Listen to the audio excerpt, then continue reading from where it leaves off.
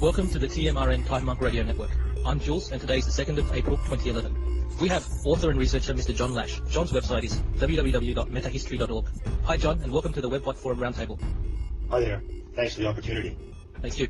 The WebBot administrator is Fox, and today he'll be doing the recording and technical support of the show. Several members of the forum were kind enough to join us tonight. They include moderators Lolly, members Patrick, Dead Poet, Uranus Rising, and Odison.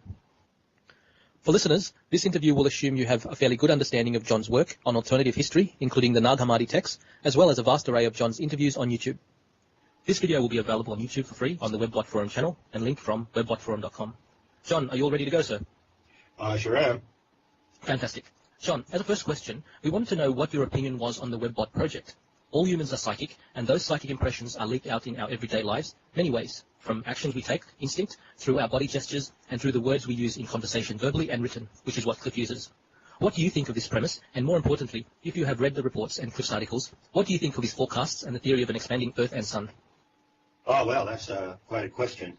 I'll start by responding to the last phrase. I think the expanding Earth and Sun theory is sensational and just about the best thing to come along in a while. I think it will be extremely helpful, for instance, in understanding the physics of the Earth and some of the Earth changes that we're facing right now. I think it's a tremendous breakthrough. As for Cliff's work in general, I must say I haven't really followed it that closely. I'm more aware of his reputation than I am of the particular contents or even the method of what he does. I did hear a long interview with him on Red Ice or something. Very impressive, a very cogent mind, and I found some of his perspectives and his way of treating things to be fascinating. I just don't know about using the internet as a kind of oracular or divinatory device. I don't know one way or the other. I wouldn't rule it out. Of course, we do have this sea of chatter that we float in of the collective unconscious, and it's possible, given that many people are putting that chatter into this medium, that you could go in and extract from this medium a portrait of what is going on in the unconscious or the subconscious. My own history with divination has been a long one, but the type of divination that I practice has been totally natural, involving gazing at the stars and the traditional forms of watching omens in the sky, omens in nature, plants and animals and so forth. So I can't really say much more than that. I also, I did astrology, a form of astrology, for about 35 years, and I was a professional in that genre. And one of the first things that I used to say to clients, I had a couple of disclaimers, and one disclaimer was that I didn't predict, so I'm not very much into prediction. And I wonder, given the pace of events these days, if prediction might be going out of style as events are catching up very fast with what is being predicted. There's a tremendous momentum shift in time happening right now. In any case, I can see the value and the challenge to see what's coming. I guess you could say that I find another challenge in to be what's coming. Okay, thank you, John. Just a quick follow-up on that. You mentioned the pace of change occurring. I'm not sure if you're familiar with Terence McKenna and his concept of the eschaton and the end of time. So do you think that's probably what's happening, a quickening? Right. I think there's a quickening in the consciousness, in the awareness of the Earth. I know there is. I use the analogy of a lucid dream to describe the condition of the planetary consciousness, the planetary awareness of Gaia, or Gaia Sophia. So if you consider that Gaia Sophia, the planet we inhabit, is an entity of being, consider that not that she's waking from a dream, but that she's waking up in a dream. She's having a lucid dream. And those of you who've had lucid dreams, and many people have had them, will notice something happens when you wake up in a lucid dream. There's a state of intense excitement and agitation, and things speed up very quickly in the dream as soon as you realize that you are awake but still dreaming. So I would consider that this accounts to a large extent for the phenomenal change that can be felt now in the rhythm and pacing of events and in the flow of time itself. Thank you, John. We have two other opening questions before we jump into it. The first is from Dead Poet. Well, I pretty much follow the Tibetan view, which has been expressed also in Asian metaphysics, in the Vedanta or Tantric teachings, that awakening, as we call it, is a perpetual process. It's happening all the time. It's the nature of consciousness itself to become enlightened, as it were. In Dzogchen and Tibetan Buddhism, they call this the self-liberating nature of mind. They also call it the spontaneously arising Dakini wisdom. So normally we just go through life and we're aware of things that are around us, but we're not necessarily aware of what makes us aware. And well, what makes us aware is the ground consciousness, which is of the nature of bliss, enlightenment, and pure play, pure discovery, as it were. So I consider now that awakening is perpetual, and I live for some years now in a kind of state of perpetual awakening. But in terms of my personal biography, of course, there were key moments that put me on the path I'm on. The first one would have been around the age of 4 when I had a lucid dream of a witch, and that witch turned out to be my spiritual guardian. And I think many people have these experiences. I think that from a very early point in life, almost perhaps pre-verbally, some signals may come. Then when we become verbal creatures, we get all kinds of signs, and there are supernatural forces in the background of our lives. I don't think I'm unusual in having had such an encounter. Perhaps what makes me different, if at all, is that I stuck with it. That's the difficult thing, you see. You can have spiritual awakenings all through your life. You can have encounters with the supernatural. You can have glimmers of the greater scheme of things. But you have to stick with it. You have to be rigorous, because there's so many things that happen in the world that will drive it out of you, and so many things coming from other people that will contradict and defy or dismiss that which arises innately. But that which arises innately is the very source of consciousness, and if we can stay with that, we can stay with the whole process of consciousness. Thank you, John. Lolly has a forum member question. Lolly? Hi, John. This question is from forum member Bluebird. He would like to know, Freud's ideas are being eclipsed by Jung, Campbell, and people like yourself today. Where is the tipping point here? Please map it out for us. Well, the tipping point is when we get beyond ideas and theories and we go into the living dynamics of imagination. I won't get into Freud because I don't feel like Freud bashing this evening, but I would just mention that he's someone that is a perfect example of how the worst possible ideas could become current and popular. I mean, you really have to scratch your head about that one. Jung was somewhat better, but not entirely, and he had a lot of problems. Both Freud and Jung, by the way, more or less vampirized women in their own ways. Jung was a bit more gentlemanly and loving about it, but Freud made his career off hysterical women, and he lied about their experiences. Jung also had tremendous input and guidance from women, and he didn't give them much credit for it. So there's a man-woman problem in the background of some of the great, so-called great ideas that have been running this planet, and I would suggest that's why perhaps some of those great ideas aren't so great as they're put up to be. Two things to me are essential for us to get on track in the future. One, to move from mere ideas and theories into a verifiable dynamic of imagination. And two, for more of the directing ideas that we do come up with to be conjointly developed by men and women together, and not simply to come from the great minds of certain men. Finally, I just mentioned Campbell because I'm in his lineage as in a way, as you know. And I said before that if you read Creative Mythology by Joseph Campbell, you'll find in there that he puts out the 4 principles, can't remember what they are right now, in the first 20 pages, the 4 principles of so-called creative mythology, which he understood to be the next step after him. But he didn't actually practice those principles. So for me, Campbell's work is like a diving board, and it brings you right to the end. If you can imagine yourself standing on the end of the diving board, bouncing up and down, that's where Campbell's work will take you regarding the power of imagination. My work is to plunge into the pool. Thank you. Thanks, thank you, Lolly. Thank you, John. We've broken up our questions into topics, and this next topic is from Sophia. Lolly, please ask the question. In the spirit of oral tradition, John, can you tell us the sacred vision theory of the earth, the Sophia myth? I'd love to. Let's Great. get together on a mountaintop, let's build a fire, and give me about 3 days.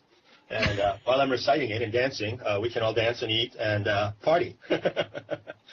It would take about, if we followed the real traditional oral practices of storytelling, such as you find, say, among the Navajo and the Hopi, the American Indians, it would take 4 or 5 hours to tell the story properly.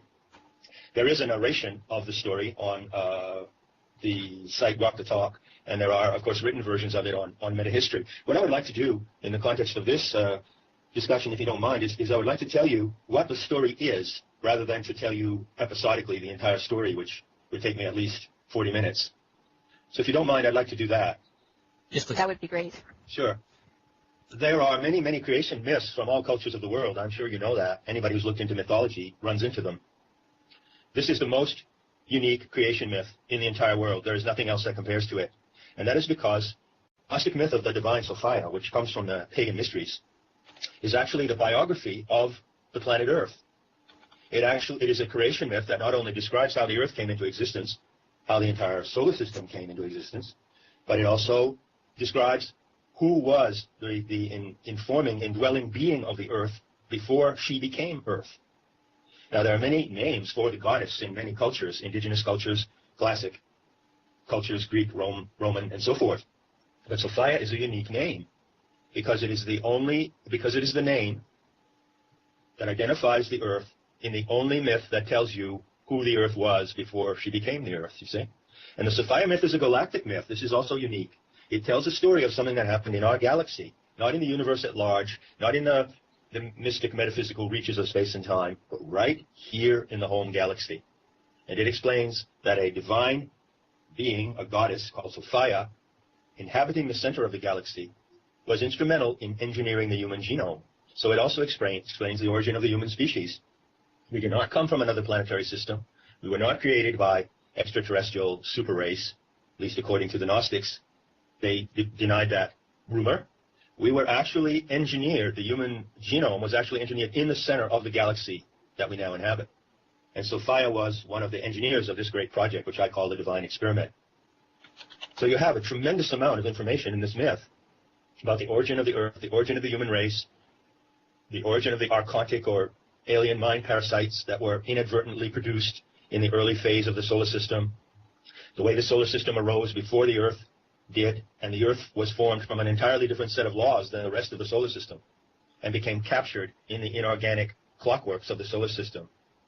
The way that the archons operate and inhabit the planetary system, the way that humanity came to emerge on Earth, and basically the amazing fact that the Earth itself, the planet Earth, is actually a metamorphosis of this divine goddess that was in the galactic center.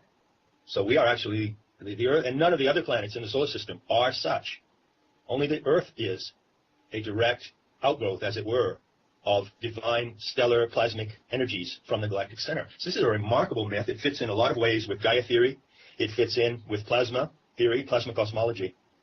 And finally, the really wonderful thing I feel about the Sophia myth is that it's interactive and it's open-ended. There is no end to this myth. The final chapter has not been written. And the Gnostics made it very clear that the story of the divine Sophia is not a story that has an apocalyptic ending. It doesn't have a pre-written conclusion. The conclusion of this myth is the collaboration between the anthropos, humanity, and Sophia, the goddess. It depends upon a collaboration, a recognition, and a power sharing between us and her. And so the myth is interactive. We're now in the interactive phase of the myth, and the way that the myth ends, the way that it resolves itself, depends to a certain degree on us and on Sophia. So all of that is truly, truly remarkable if you think about it, and it also gives you some idea of how this myth from the pagan mysteries cannot be compared to any other myth that we have inherited from the past. Okay, so if it's incomplete, then the Sophia myth, how can it inform our actions now at this time in world history? Does it offer any practical solutions for now? If you're talking about practical solutions to particular social problems, I would say, yes, it can. For instance, I would say it can offer a practical solution to the free energy problem.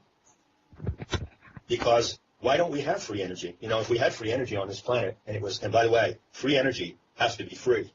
So I'm not talking about free energy devices that only millionaires could afford, okay? If we had a free energy accessible to the public at large, we could build a utopia, social utopia on Earth, because it would eliminate competition and control through the control of resources. And how could this myth resolve the problem of free energy? Well, you want to know how free energy works? One way to find out is to learn from the goddess herself. The goddess is a teacher. The Teleste, or the seers of the mystery schools, learned directly from Sophia through the medium of the organic light. And they learned many, many things about nature and the supernatural worlds and the cosmos at large. And then they turned around, because they were the teachers and educators of the human race, and taught those things to the ancient world.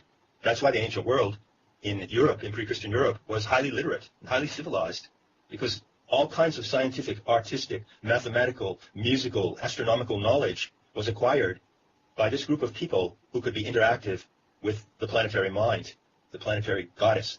So there are many solutions that could be given to our world, the solution of how to deal with predators, how to deal with that part of the human species that preys on the other part. We're the only species that I know of where some members prey on the other members. The answer to how to deal with a predatory species could be found by direct interaction with Gaia. And by that, I mean by communicating with her.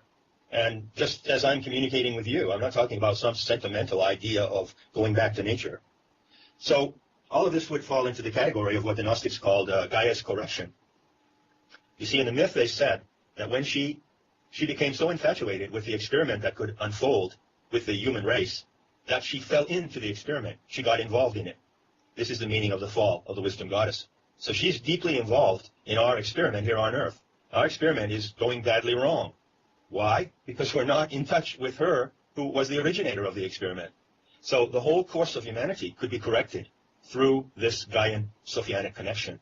And once the connection is made, that's the first step, obviously, then particular social problems or particular scientific problems could be undertaken in the context of that profound interactivity with her.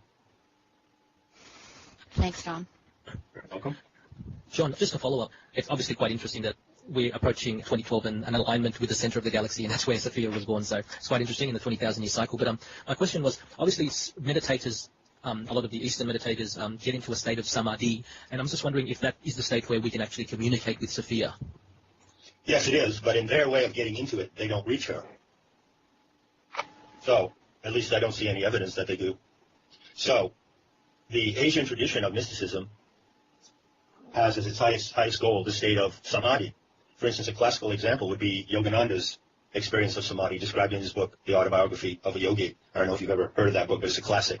Yeah, I've read it, yep. Yeah, it came out in 1945. Everyone really should read that book to get a picture of what it was really like to be a yogi who experienced superconsciousness.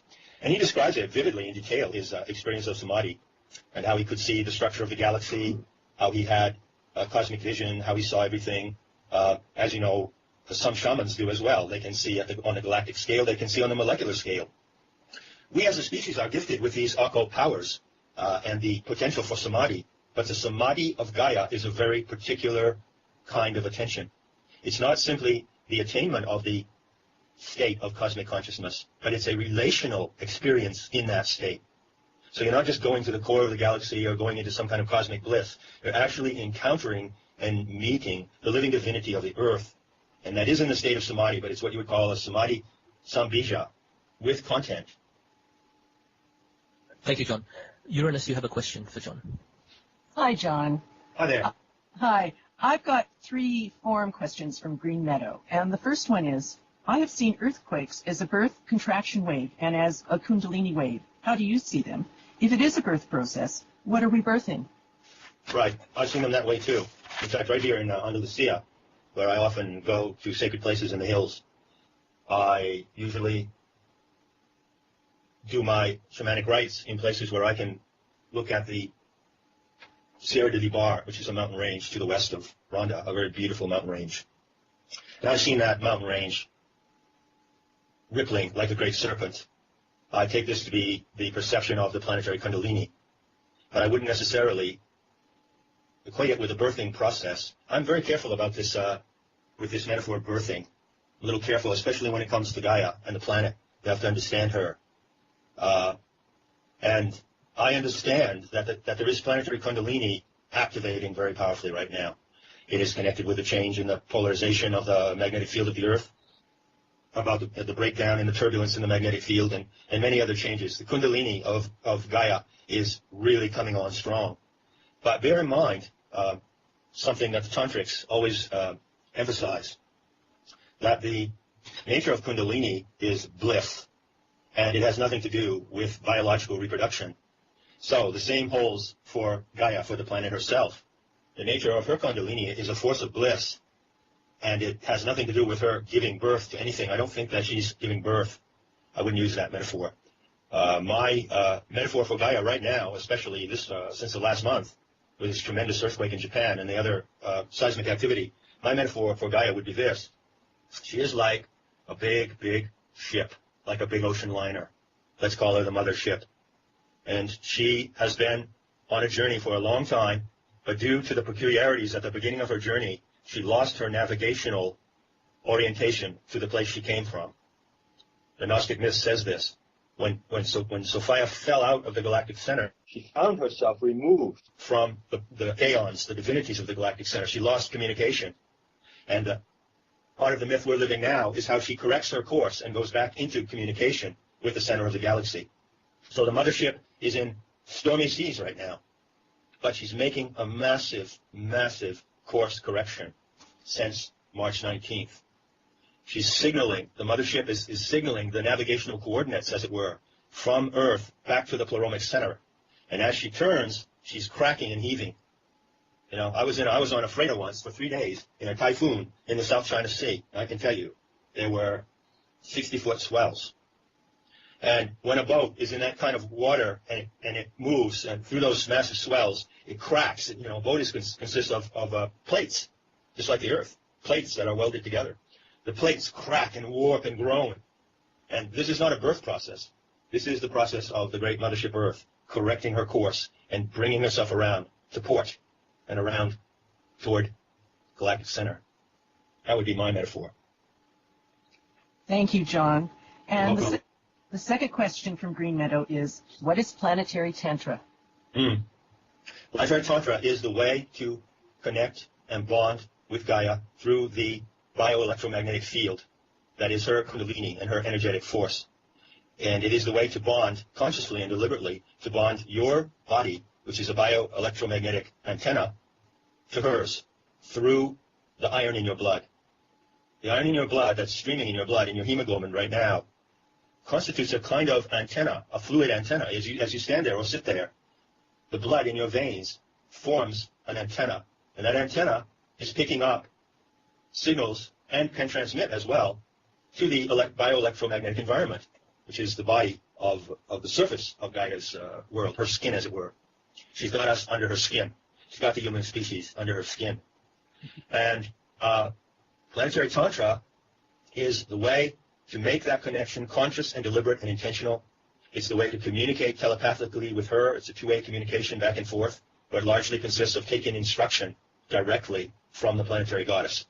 Taking instruction, which the Gnostics called the divine mathesis. And that was the point, that was the secret of what they did in these mysteries. You know, the secret that has never been told before. It never been told verbally or publicly. Planetary Tantra also has a lot to do with desire and pleasure. It is a way to realize the most powerful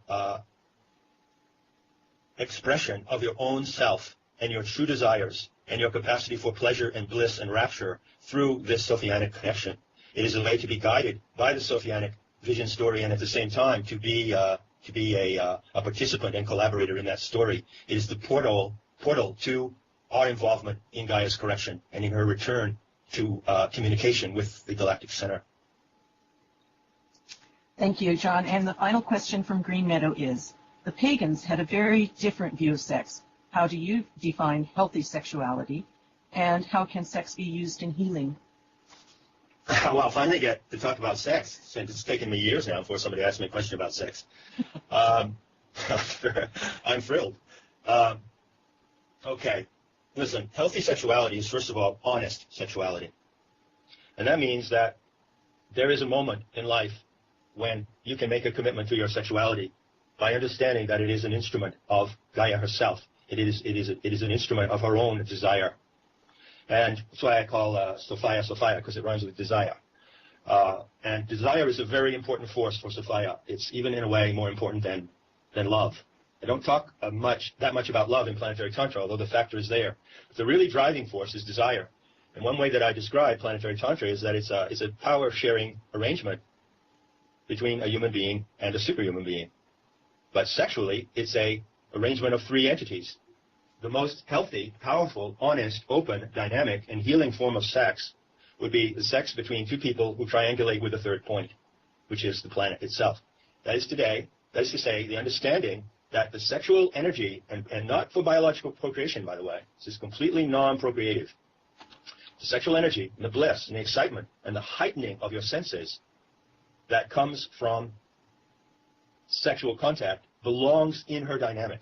And so doing it in a connection with the earth is doing it at a much, much higher octave of sexuality. And of course it is healing because, sex is like, you can go into samadhi in sex, you can go into trance. On metahistory.org I pointed out that the state of deep immersion, cellular immersion, that you reach with the use of shamanic plants is very similar to the deep body immersion you can reach through really good, intense sexual experiences. So sexuality and shamanism need to be brought together and reconciled to something that hasn't really been done so far, as far as I can tell. But there are tremendous possibilities. And I call the sexual dimension of planetary tantra, I call that Kala Tantra, because it's particularly connected with the goddess Kali.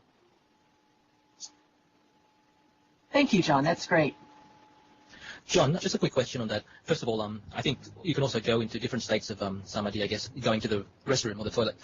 But in regards to this question, I've lost my mind, actually, I've forgotten about it. Basically with... actually, I've totally lost it. Sorry about that. We'll go on to the next section. Sure. We'll go on to the sections on the archons. Patrick. Sure. I'd just love to make a comment, though, on what you just said, if I might. Go ahead. About samadhi on the way to the toilet or washing the dishes. Yes. In a sense, that's true.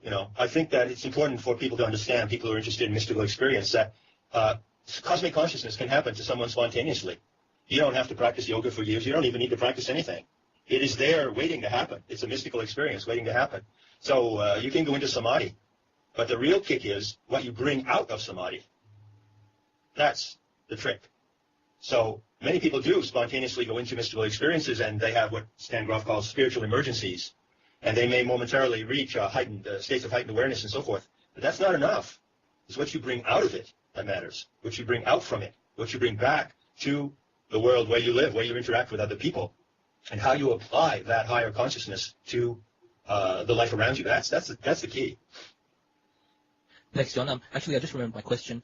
In regards to planetary tantra, so I guess if you want to be in union with, with your partner and the Earth, I guess doing it at certain times, such as the solstice or the equinox, and I guess through rituals, which we know that the powers that be actually do rituals, is probably some way of getting closer and increasing the experience?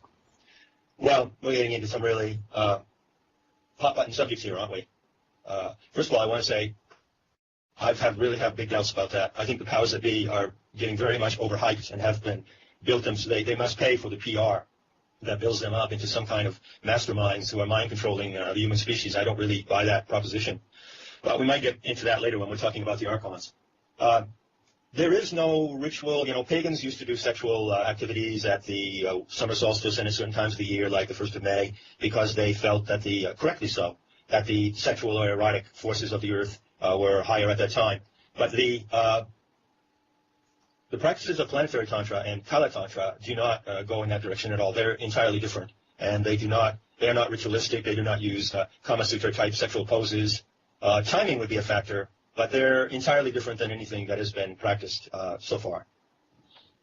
Thank you, John. Okay, Sure. We'll move on to the archon section. Patrick, you have a question for John?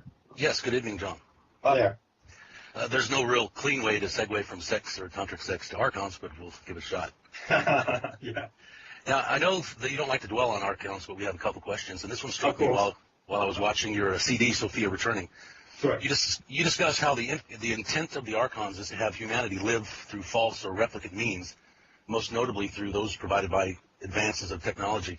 And the Gnostics warned that we might deviate from our optimal course of evolution when we get lost in mental fabrications. And aside from pornography and other issues we can discuss as a follow-up, I'd like to pose a question regarding our function on the Webbot forum. Sure. You touched on your knowledge of the Webbots, but in the context of archonic control, what are your thoughts about following predictive linguistics, which is forecasting future events by analyzing changes on internet language, or any other means of technology that could be popularized and used to guide human behavior? And doesn't it make sense for humans to use the internet as a place to sniff out current and future states of affairs? In your opinion, where and how does one draw the line? Well, that's a damn good question, my friend. And I have to tell you that I can't answer it authoritatively because I'm not as deep into the medium as you. I suffer from a certain handicap, is that I'm not as deeply involved with the internet and how it works. I just use it to make phone calls and do interviews. And as far as I'm concerned, if it just served as an information exchange system and a way to talk to people around the world and a global radio device, I'd be very happy. I confess my inadequacies here. But I do get the question, and it is very relevant to our understanding of the archonic factor in our own minds. Okay? So I'm going to give you my best shot at answering the question. Why shouldn't we use the Internet to delve into the technology of the Internet and IT, informational technology, to delve into the workings of our minds? Because we don't need it. And there's a much better way and a more direct way to do it. A cleaner way, a much more exciting way, and a way that allows us to be directly interactive with the source of our minds. You see, right now, and in any instance, when you get more and more involved in this IT technology and these devices and programs and installations, every one of them is a prosthetic device that's taking you away from your own natural mind. And it's my understanding that the natural mind of the human species, the mind-body, the body-mind-body, I don't just mean the intellectual head-mind, the natural body-mind instrument of the human species is the highest technology on Earth. Your body, your senses, your mind is the highest technology on Earth. So where we have to draw the line is by asking perhaps to what extent, as the Gnostics warned, to what extent are we fascinated and consumed by these artificial technologies of simulation that we create? And to what extent does that remove us and make us oblivious to the innate technology of our own body-mind instruments, which is a technology of telepathy, telekinesis, healing, at a distance, the use of Kundalini, the discovery of free energy, machines, levitation. All of these paranormal powers are not exceptional and unusual freak events in human evolution. They are actually the potentials that Sophia engineered into our species for us to develop and explore and own. First of all, to own, then to develop and explore, and as we do so, to use them to create a beautiful world of discovery, novelty, and mutual aid. So I'm very happy with the Internet to the extent that it connects us together and allows us to do what we're doing right here, which is terrific. I'm very happy, and I'm extremely grateful that my voice can be heard as on this global radio of the network, of the Internet. But as far as the danger of the archons is concerned, it is really present in the Internet, that we would make the Internet into a kind of a collective mind. The Internet is not a noosphere. The Internet is not the noosphere. I argued against that claim a couple of years ago when I was writing for Reality Sandwich. It is not the noosphere. The noosphere is the atmosphere, and it is the human mind operating through the atmosphere in a telepathic receiving and sending mode. That's the real noosphere. And for the real noosphere, we don't need this technology. The Australian Aborigines and tribal people around the world, the Inuits, you name them, give us countless examples of how the tribe is connected through their telepathic powers. And this is how the human tribe, the planetary tribe, can be connected. So I would be very wary of the IT if it takes us away from that development and substitutes itself as a more entertaining and more satisfying or more efficient technology. I would be extremely wary of that temptation. Thank you, John. Sure. So, John, this is Lolly. Sure. I have a question then about the rise of pornography and sexual exploitation of children. And we see so much pornography on the Internet. What can you say about that in terms of the teachings and the Sophia mysteries? Can you address that at all? Sure, I can. Let me talk first about the sexual exploitation of children. There's nothing more deplorable in my mind than child molesting and pedophilia. And I'll be, frank and honest with you and tell you that in the society that I would like to live in a sane society, anyone who molests or sexually harms a child would be executed, period. These are the worst, some of the examples of some of the worst predators, interspecies predators, I call them. And there is absolutely no way that we can live, that we can have a society in which interspecies predators are tolerated, zero tolerance. And because they are tolerated, because they are not treated as brutally as they need to be, in reflection to the brutality that they commit, then we have the sexualization of children all through the media. We allow that, and I absolutely deplore that. I also deplore rape, either of a man or a woman, and to me rape is an act comparable to murder, and in some cases, I think should have the same remedy of termination. Terminating predators is a very big issue in the Sophia myth as it's currently unfolding. So, to get that nasty stuff out of the way before I go on to the sex part, let's be really clear on that sex with children is just out of the question. Why do these predators have sex with children? They have it because they're preying on human innocence. And innocence is a very, very important value to Sophia, and even more so to Kali. You know, Kali is the wrath of Gaia, you could say. She is that aspect of the divine feminine that represents the wrath of the divine Sophia and the protective wrath. Kali, who is my guardian, is the most powerful protective force on earth.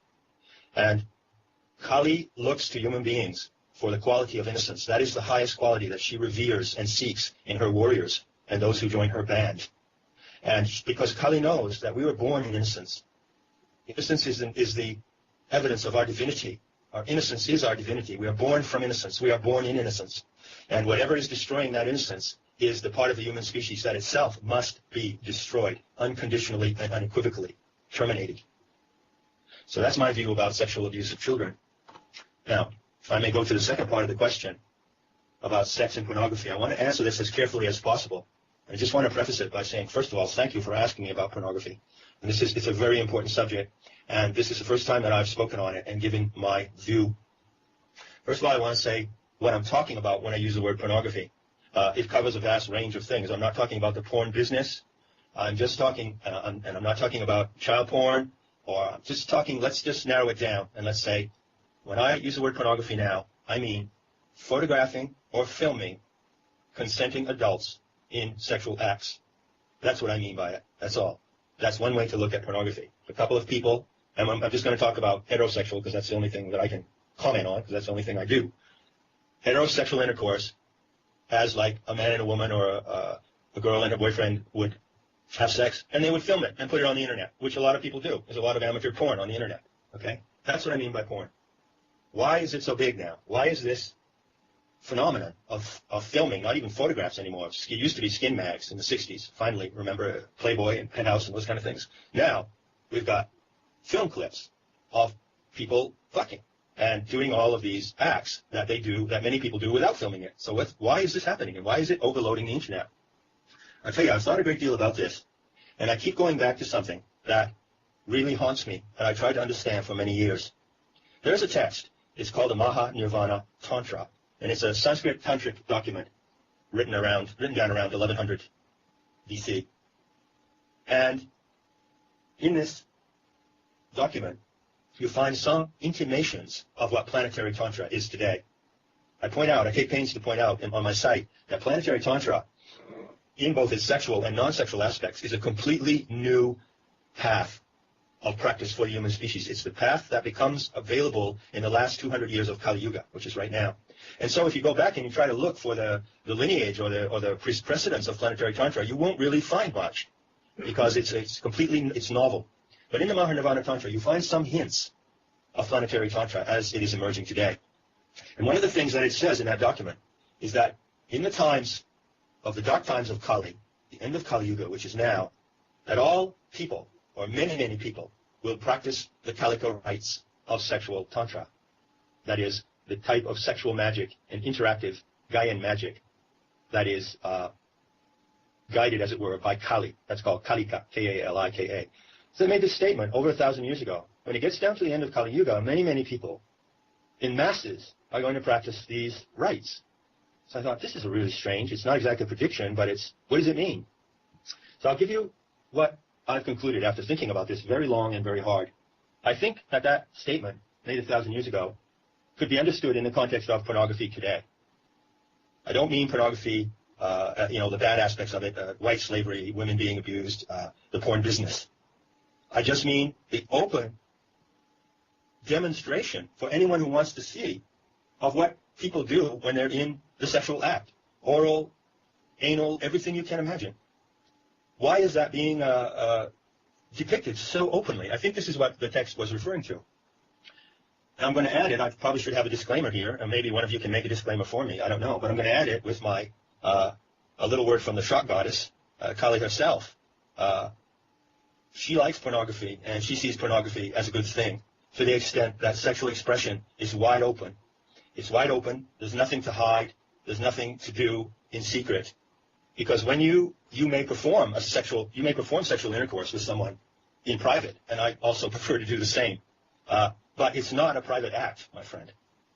Sex is not a private act, because the way that you conduct yourself in the sexual act has tremendous ramifications in your personal life and in society and in the world around you. And so what we're seeing in pornography is the breaking out and the liberation of sexuality. It's not sexual liberation as such. It's the liberation of sexuality. And it's a good thing. I'm telling you, when I was a 14, 15-year-old kid, I couldn't go on the internet and watch this.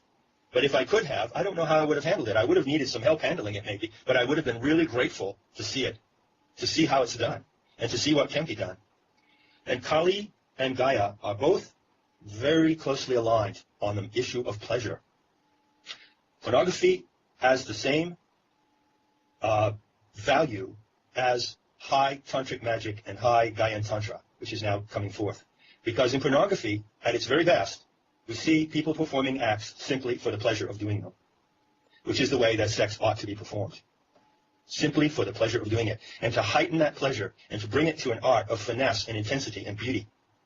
Now, to a certain extent, I have to say I don't like porn. I don't watch it that much. I watch it once in a while, free porn. I would never pay to watch it. I watch it to see what it's like. And I would have to say, at the end of the day, that most of it is beautiful acts done in an ugly way. But nevertheless, they are beautiful acts. These acts of sexual intercourse, these acts of oral adoration, of this licking, this sucking, all of these things that are done, if they are done in innocence and totally for the pleasure of doing them, they become transcendent and sacred acts. And so this is a whole new horizon for sexuality. It is the liberation of the sexual energy into an art of bliss and a healing practice. And the fact that we can see it anytime we want can be helpful. You know, pornography shares the same, this is a long answer, I'm going to get off it in a second, but I'll complete with this point. Pornography shares the same motive that sexual Gaian Tantra shares. The motive is, when you get together to fuck, you get together to fuck. You get together for the absolute concentration on the pleasure of that act, that it is a sacred ritual, that it is a fantastically beautiful way to love your own body. And at its very best, when you look at, say, an amateur porn clip, I mean, I wouldn't load a clip of me, fucking someone on the internet, but some people do it, and they do it with great innocence. And why are they doing it? Because they want to show the pleasure and celebrate the beauty of what they're doing. And I think that that is fantastically good for our world. And if more people have the kind of sex that you see people having on some of these porn clips, the world would be a much happier place all around. John, I'd really like to thank you for those thoughtful and honest and courageous comments. Thanks so much. Well, thank you for asking. Thank you, John, for that. Basically, with the sex in itself is not bad. It's been twisted. I mean, the destruction of moral values of society. I mean, I heard that a clothing company is mounting a campaign to sell pop-up bras for 7-year-olds. I mean, that's really not the way it is. But on the other hand, sex is a mechanism to procreate, so it's something that I guess Sophia needs in us. So yeah, that's just my comment. Let me interrupt you. Sophia is not interested in procreation, and Kali especially is not interested in procreation. In Gaian Tantra and in Kalika sacred sexuality, there is no procreation. The purpose of the act is for pleasure and not procreation. And this is a really important distinction to make. Okay, thank you very much. Sure. We have a question for Uranus Rising. Oh dear, here we go. I'm back to the Archons after all that wonderful sex, but here we go. Yeah, the Archons don't have sex. They wish they could, but, they're out of the game. Yeah. Oh dear. Yeah, too bad for them. Yes. Right. Carlos Castaneda quoted the sorcerer Don Juan as saying, "The inorganic beings are after our awareness, or the awareness of any being that falls into their nets.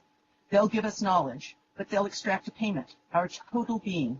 To live in their world is a voluntary affair, yet they are capable of imprisoning any one of us by catering to our desires, by pampering and indulging us." How does what Carlos Castaneda say here compare or contrast with your understanding of the Archons, the inorganic beings of the Sophia myth? Well, as I said elsewhere, Carlos Castaneda was sort of a warm-up act for planetary tantra.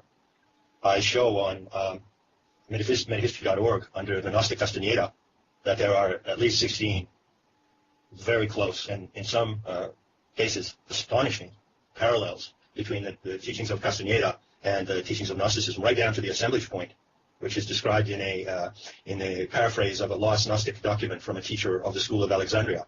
The assemblage point, the luminous egg, which is called the Ogoides, on and on and on. And certainly he hit it right between the eyes when he was talking about the Archons. It corresponds point by point to the Gnostic description. Of course, Carlos's talk about the Archon, inorganic beings is a bit of in a broader context. But when you narrow it down to the details, wow. that quote that you just read is exactly what the Archons do to us. They are inorganic cyborg beings, a kind of locust-like species that inhabits the solar system at large. They belong to our solar system. They are native to our solar system, but not to the Earth. And they will try to substitute their consciousness for ours. And the way they do that is by tricking us through simulations. So it's brilliant, and you can learn a great deal about from Carlos about these Archons. When you put it together with the Gnostic stuff, there's no reason why any of these characters should ever bother you again. We can repel them, we can defeat them, we can annihilate them, as I have done on a number of occasions in my life. There's no reason to be afraid of the Archons. But the greatest advantage they have well, over us is our ignorance. Well, I guess all that reading I did back in the 80s with Carlos Castaneda has paid off. Thank you very much for that, John. Well, you're very welcome, and it certainly is paying off for many people now, as they are seeing that, as Don Genero said, all of our magic belongs to her, and it comes from her, meaning the Earth. Thank you, John. We'll just finish this topic, last couple of questions. Sure. I've got a two-part question. My first one was, John, many ancient stories talk about giant blonde-haired Nordic beings, while others talk about tall reptilian creatures. You mentioned in your previous interviews that Gnostics think the Archons are these reptilian beings. Where then does these tall blonde-haired Nordic beings fit into the Gnostic cosmology, and what is the Archon reptilian's ultimate plan for humanity? Oh boy, this is where we're going to wind up the Archons with. Okay, good.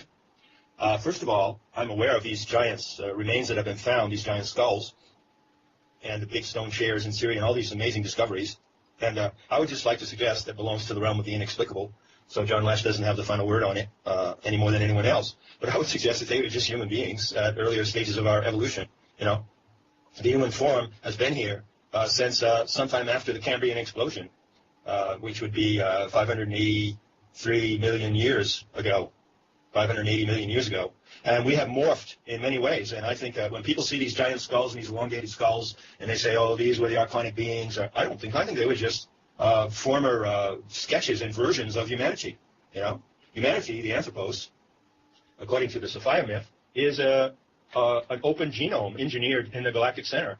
It seeded itself here on Earth, and it spontaneously mutates through different species and subspecies.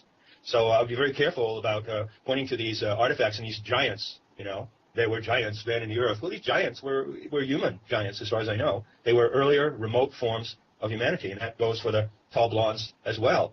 We don't know anything about our prehistory, almost nothing. We're beginning to get a few clues. Everything we've been told by evolution is wrong. So you have to keep an open mind there, of course, without being too gullible. But the Archons were very clear. Let me bring up the R word here. The Archons, did I say the Archons were very clear? The Gnostics were very clear about the Archons. There are two words in the Nag Hammadi text which describe or hint at the morphological form that the Archons take. They do not incarnate in human form. I don't believe that there are Archons walking around in human guise on the earth. Speaking as a Gnostic and a reincarnated Telestes, I would warn about that claim. I believe that there are archontified human beings, desensitized zombie freaks. I believe that there are human beings who've completely lost their humanity walking around on Earth.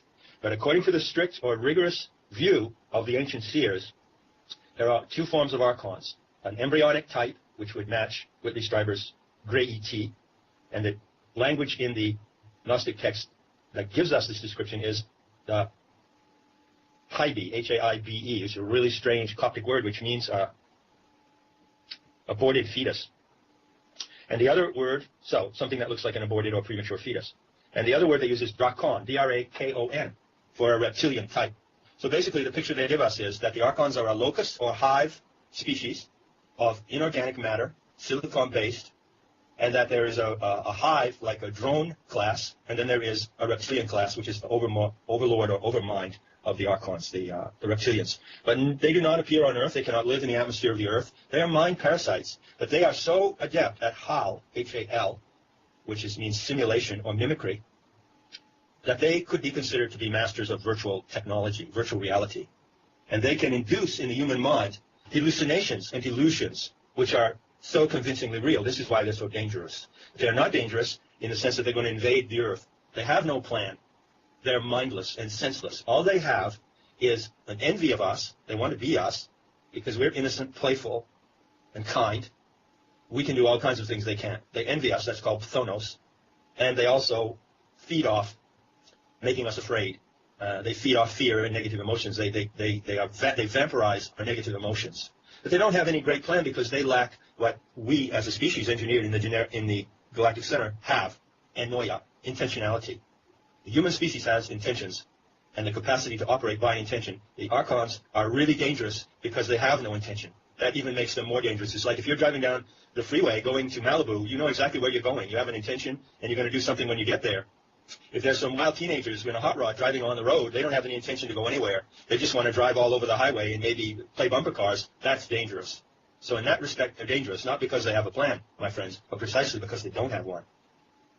Thanks, John. So I guess a disease or the archons are like some sort of possession or spirit that walks into susceptible humans, I guess is what you're getting at. That's and right. Also, just a quick point. It's interesting that obviously the Kundalini, you think about the snake spiraling across the chakras. So we have to be careful, I guess, if we think of the archons as reptilians and being bad, then we don't miss out on the fact that it's a function of the Eastern mythology and of getting enlightenment, I guess.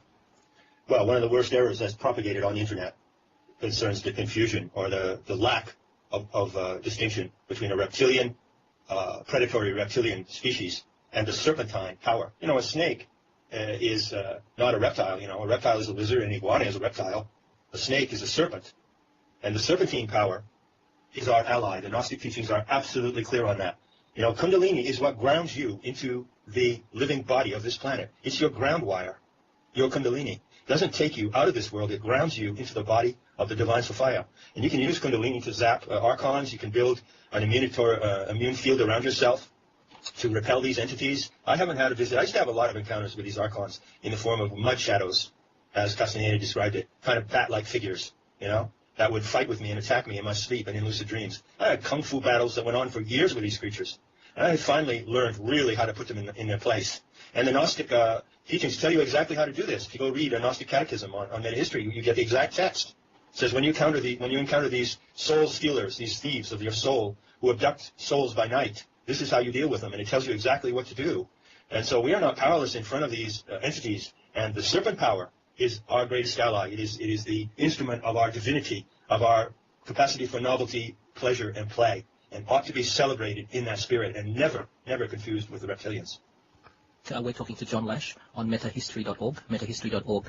The next section we'll be discussing with John is Gnosis. Patrick, you've got a question for John?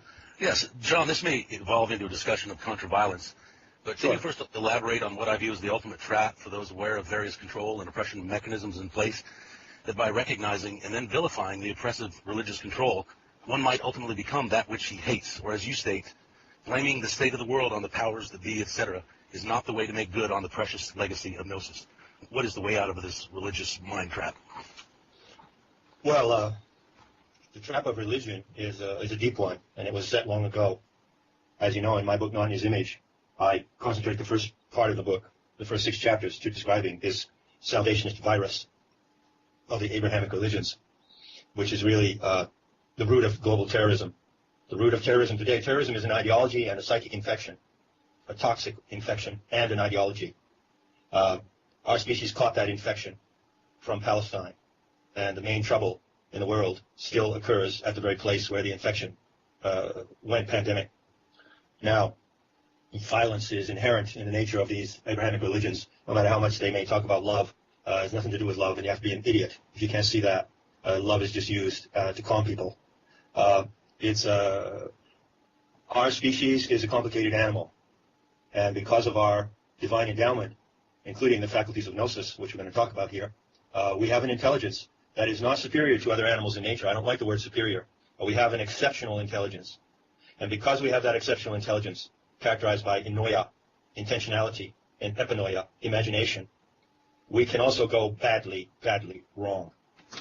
And so we have gone badly wrong in these ideologies of religious salvation and retribution. And the way out of the trap is, first of all, to see them for what they are, and do not try to save them.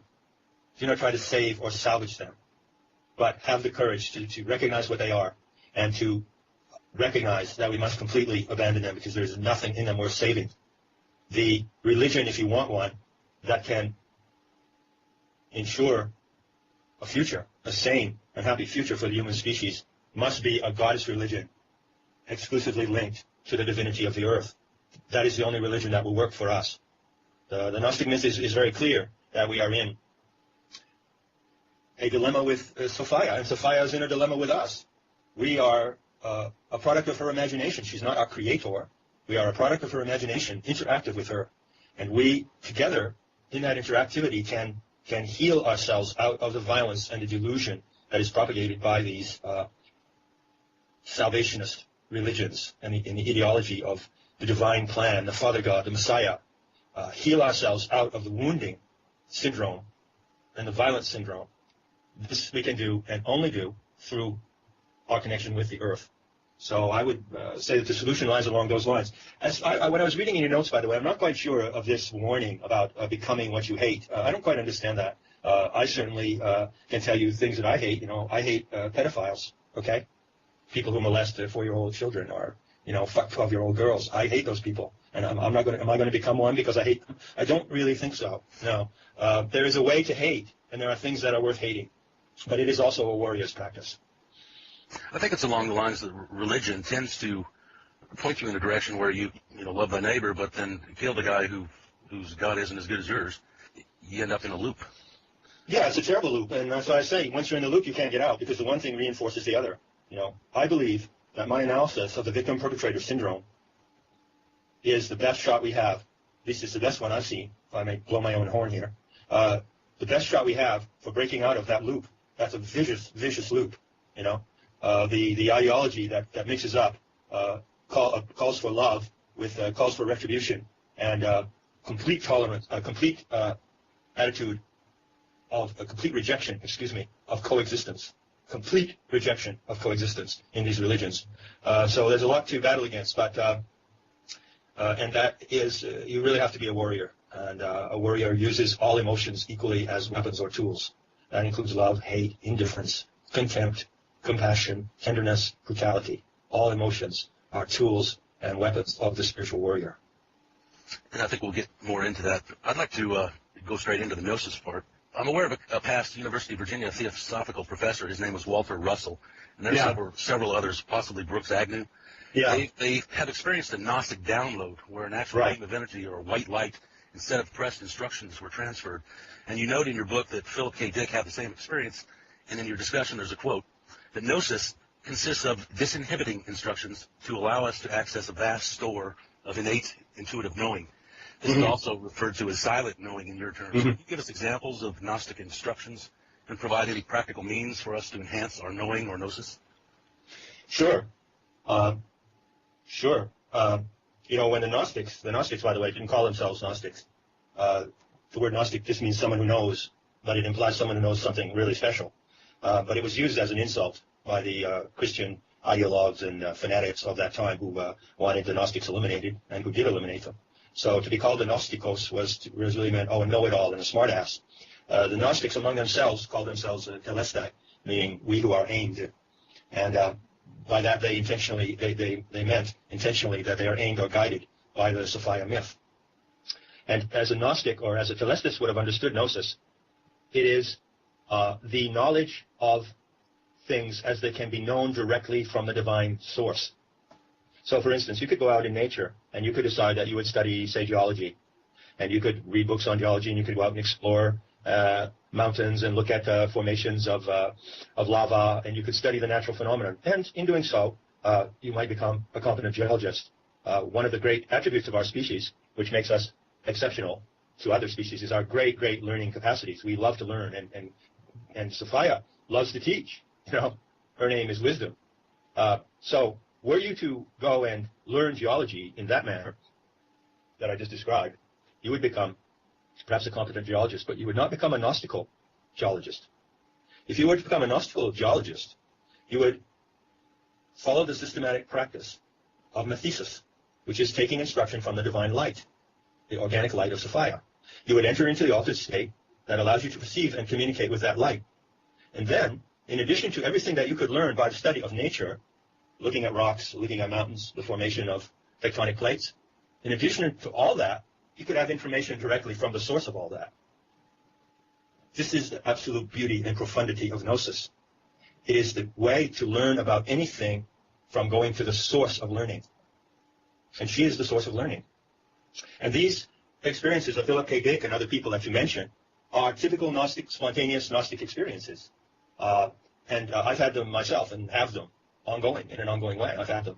The term of Gaia Awakening, the teachings of planetary Tantra that I'm transmitting now, come from these kind of experiences, which I have on a repetitive basis. I'm always available to these kinds of experiences. My practice is to be able to enter that state of concentration where the white light downloads.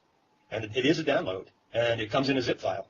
I got the whole of planetary Tantra in a matter of 20 seconds. And the nature of this knowledge is very special because it has two aspects which you want to pay close attention to. One of them is, as you mentioned, the disinhibiting instructions.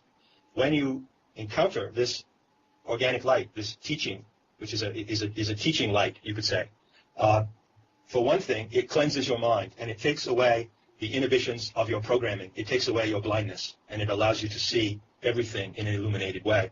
So it has a disinhibiting or cleansing effect.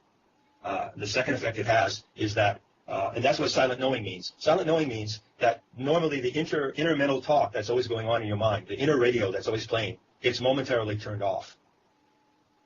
And then the instructions come in that silence. And you hear them just like you hear thoughts in your own mind. You don't hear an external voice. You hear them just like you hear your own thoughts, except they are crystal clear.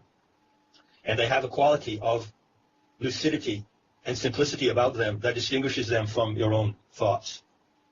And my experience has been, in the last 3 years since I've been continually following this practice, is that the nature of the downloads that Gaia is transmitting now, she transmits on 16 channels, by the way, 16 clairaudient channels.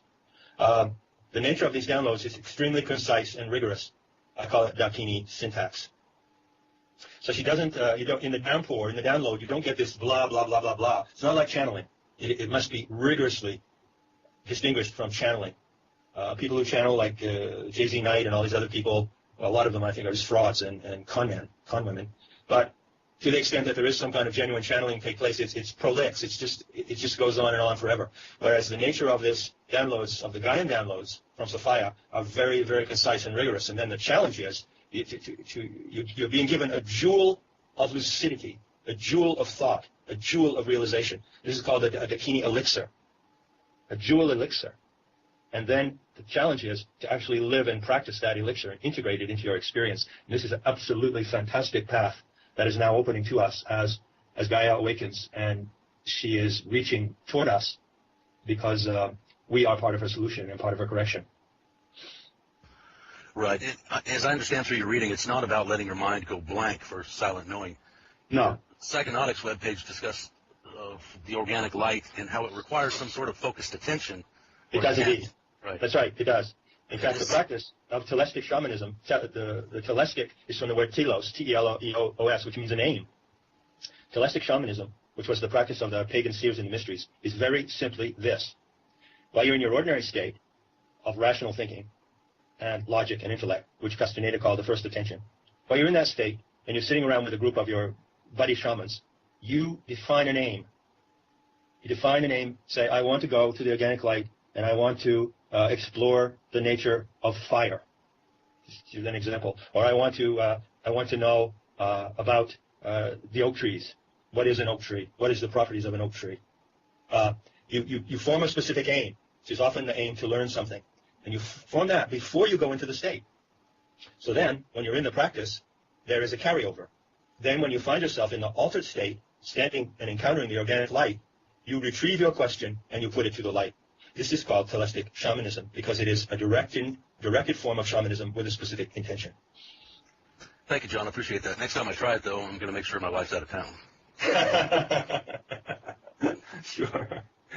John, just a quick question. Basically, we did speak to a gentleman by the name of Leonard Horowitz yesterday, and he's obviously got some interesting ideas on regards to 6 solfeggio frequencies. I was wondering, when you were talking about the actual methods, could they have something to do with how this transmits into our medium, the 528 hertz frequencies, etc.?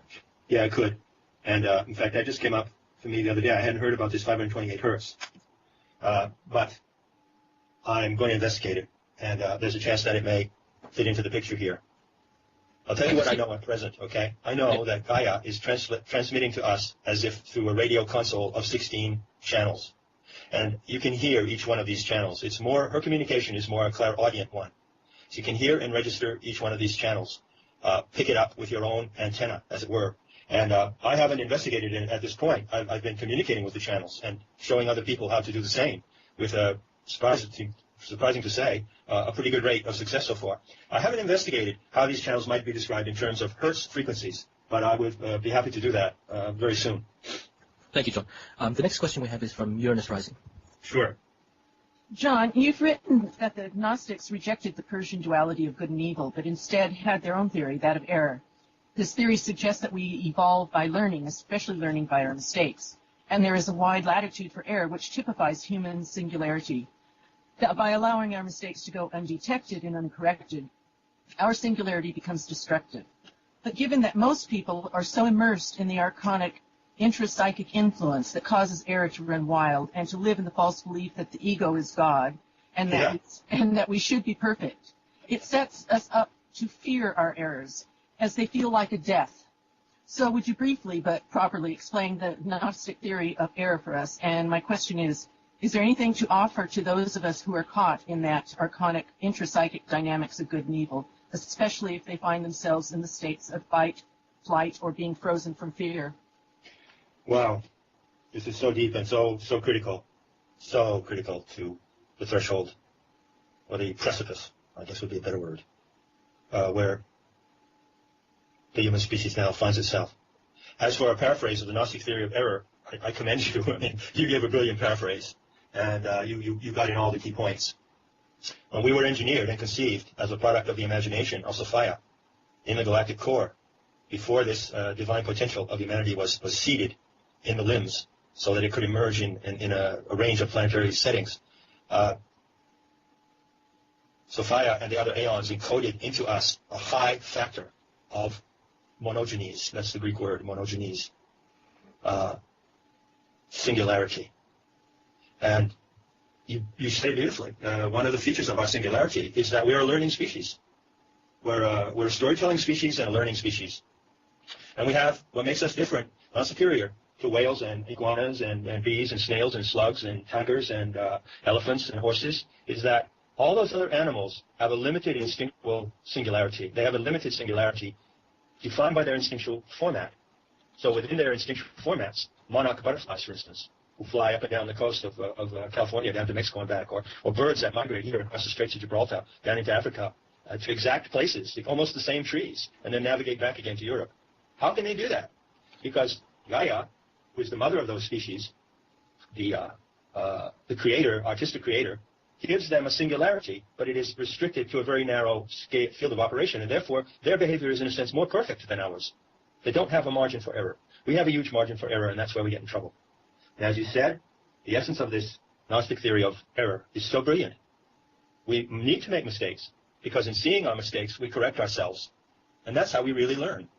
Learning is a self-correction process. But if we allow our errors to go undetected, they extrapolate beyond the scale of correction, and we go nuts. And we become destructive, and we totally lose it. And we do things like construct 55 nuclear power plants on the most earthquake-prone zone in the world.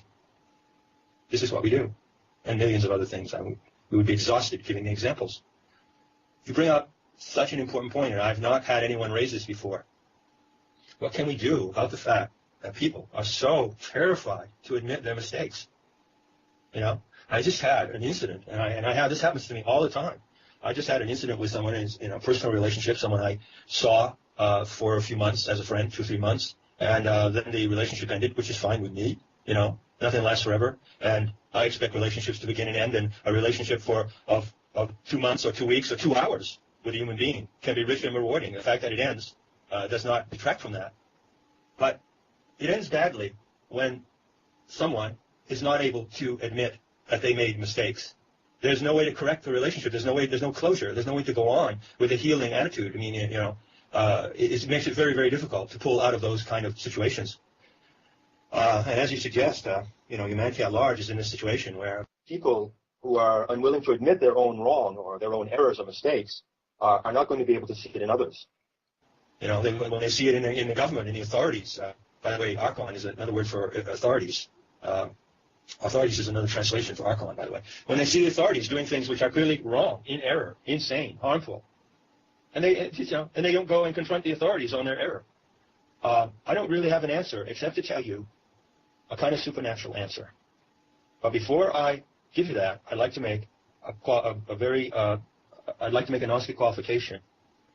When I give you a supernatural answer, it doesn't mean that I'm asking you to take anything on faith. It means that from my experience, I understand that certain things that are happening and can happen with the human species depend on a supernatural input into our reality. We are interacting with the supernatural. Don't ask you to take that on faith. For me, it's a matter of fact. And for you, it can be fact as well. You can verify what I'm saying. Supernaturally, there's a selection process happening right now, and it's rigorous. There is not going to be a collective or mass awakening, as far as I can tell. There never has been. If you're looking for a quantum shift to flood through the human species, I suppose it could happen. We're a species of novelty and singularity. It could happen. I won't rule it out. But there's one thing that I can assure you is happening, and that is that the Dakini forces of Gaia, she has these Dakini energies or frequencies, are selecting from the human species those who can merge into Gaia's correction and those who can't. And I hate to sound like a eugenicist, and please give me a lot of slack here, folks, because I'm not a eugenicist, and I don't believe in the concept of culling the human race, but there is a kind of splitting of the ways taking place. The Hopi prophecy is one of the few indigenous teachings that I would cite that might help us to understand Gaia's correction. And the Hopi prophecy says that human reality splits into two realities which go in two completely different directions at the same time. And so there is no way that you and I, as human beings, are ever going to sort this out. I can't even have a moment of truth with another person. I mean, that's all I want. I don't want much from the human species or any other person, man or woman. I just would like to reach you in total naked honesty and have a moment of truth with you. That's what I seek from every person that I meet. And let me tell you, I don't get much of it. So I don't burden myself with this syndrome of fear and this deplorable, shabby behavior of human beings, that they cannot admit their mistakes. I don't burden myself with that. I attempt to raise my mind to the impeccable solution of the goddess herself, to live in her wisdom and to follow her selection.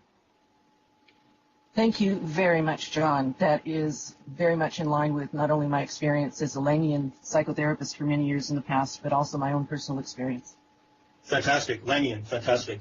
Yes. Lang was a great, great visionary. And boy, he tested everything every idea, he went through it himself. And when he told us in the Politics of Experience, I have quoted many, many times, that the worst thing that can happen to a human being is that you can take away from them their very capacity to have their own experience.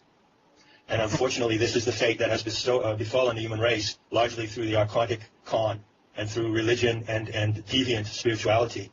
And, he was a great initiate of schizophrenia and brought a great healing understanding out of his own ordeals, and much to teach us about how to face this situation. Thanks, John. Sure. Thanks, Uranus. Thanks, John. Next question is from Patrick. Yes, John, along the lines of supernatural awakening, I think we need to discuss mushrooms and other psychoactive natural plants that have been around for millennia.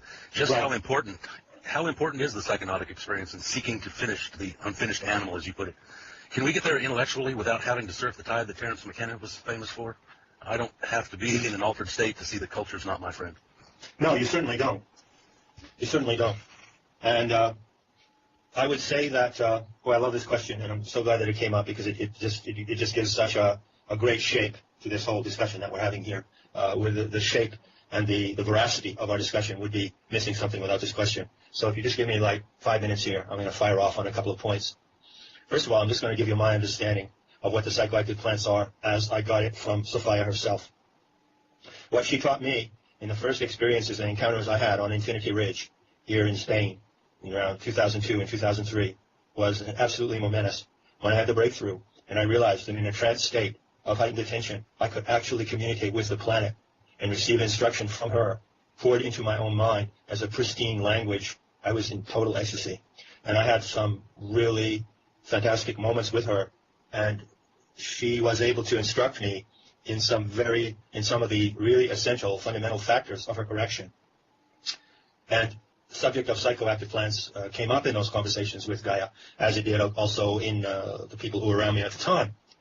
She told me that the existence of the psychoactive plants, plants with psychomimetic chemistry on Earth is no accident of the plant world, and it's not just a game that she plays. She didn't create them just for the fun of doing it. As she is an artist, everything she does, everything she creates, from a seahorse to a daisy to Mount Everest, is an object of great beauty. There is intention in the beauty that she creates. And she told me that the intention of these psychoactive plants was very specific for aiding the human species. We now know that there are about at least 200 species of these plants, as estimated by Schultes in the book and Hoffman in the book Plants of the Gods. Let's say 200 or more species of plants that have a particular relation to nitrogen in the atmosphere. They use nitrogen in a way that doesn't appear to be necessary for their survival. And so scientists and botanists have been puzzled by this. But she says these plants are corrective to our insanity, which itself is due to the great latitude of freedom that we have. Unlike other animals, we have more freedom to invent and discover, but also more freedom to make mistakes, to the point of becoming insane due to our errors. Is that clear enough?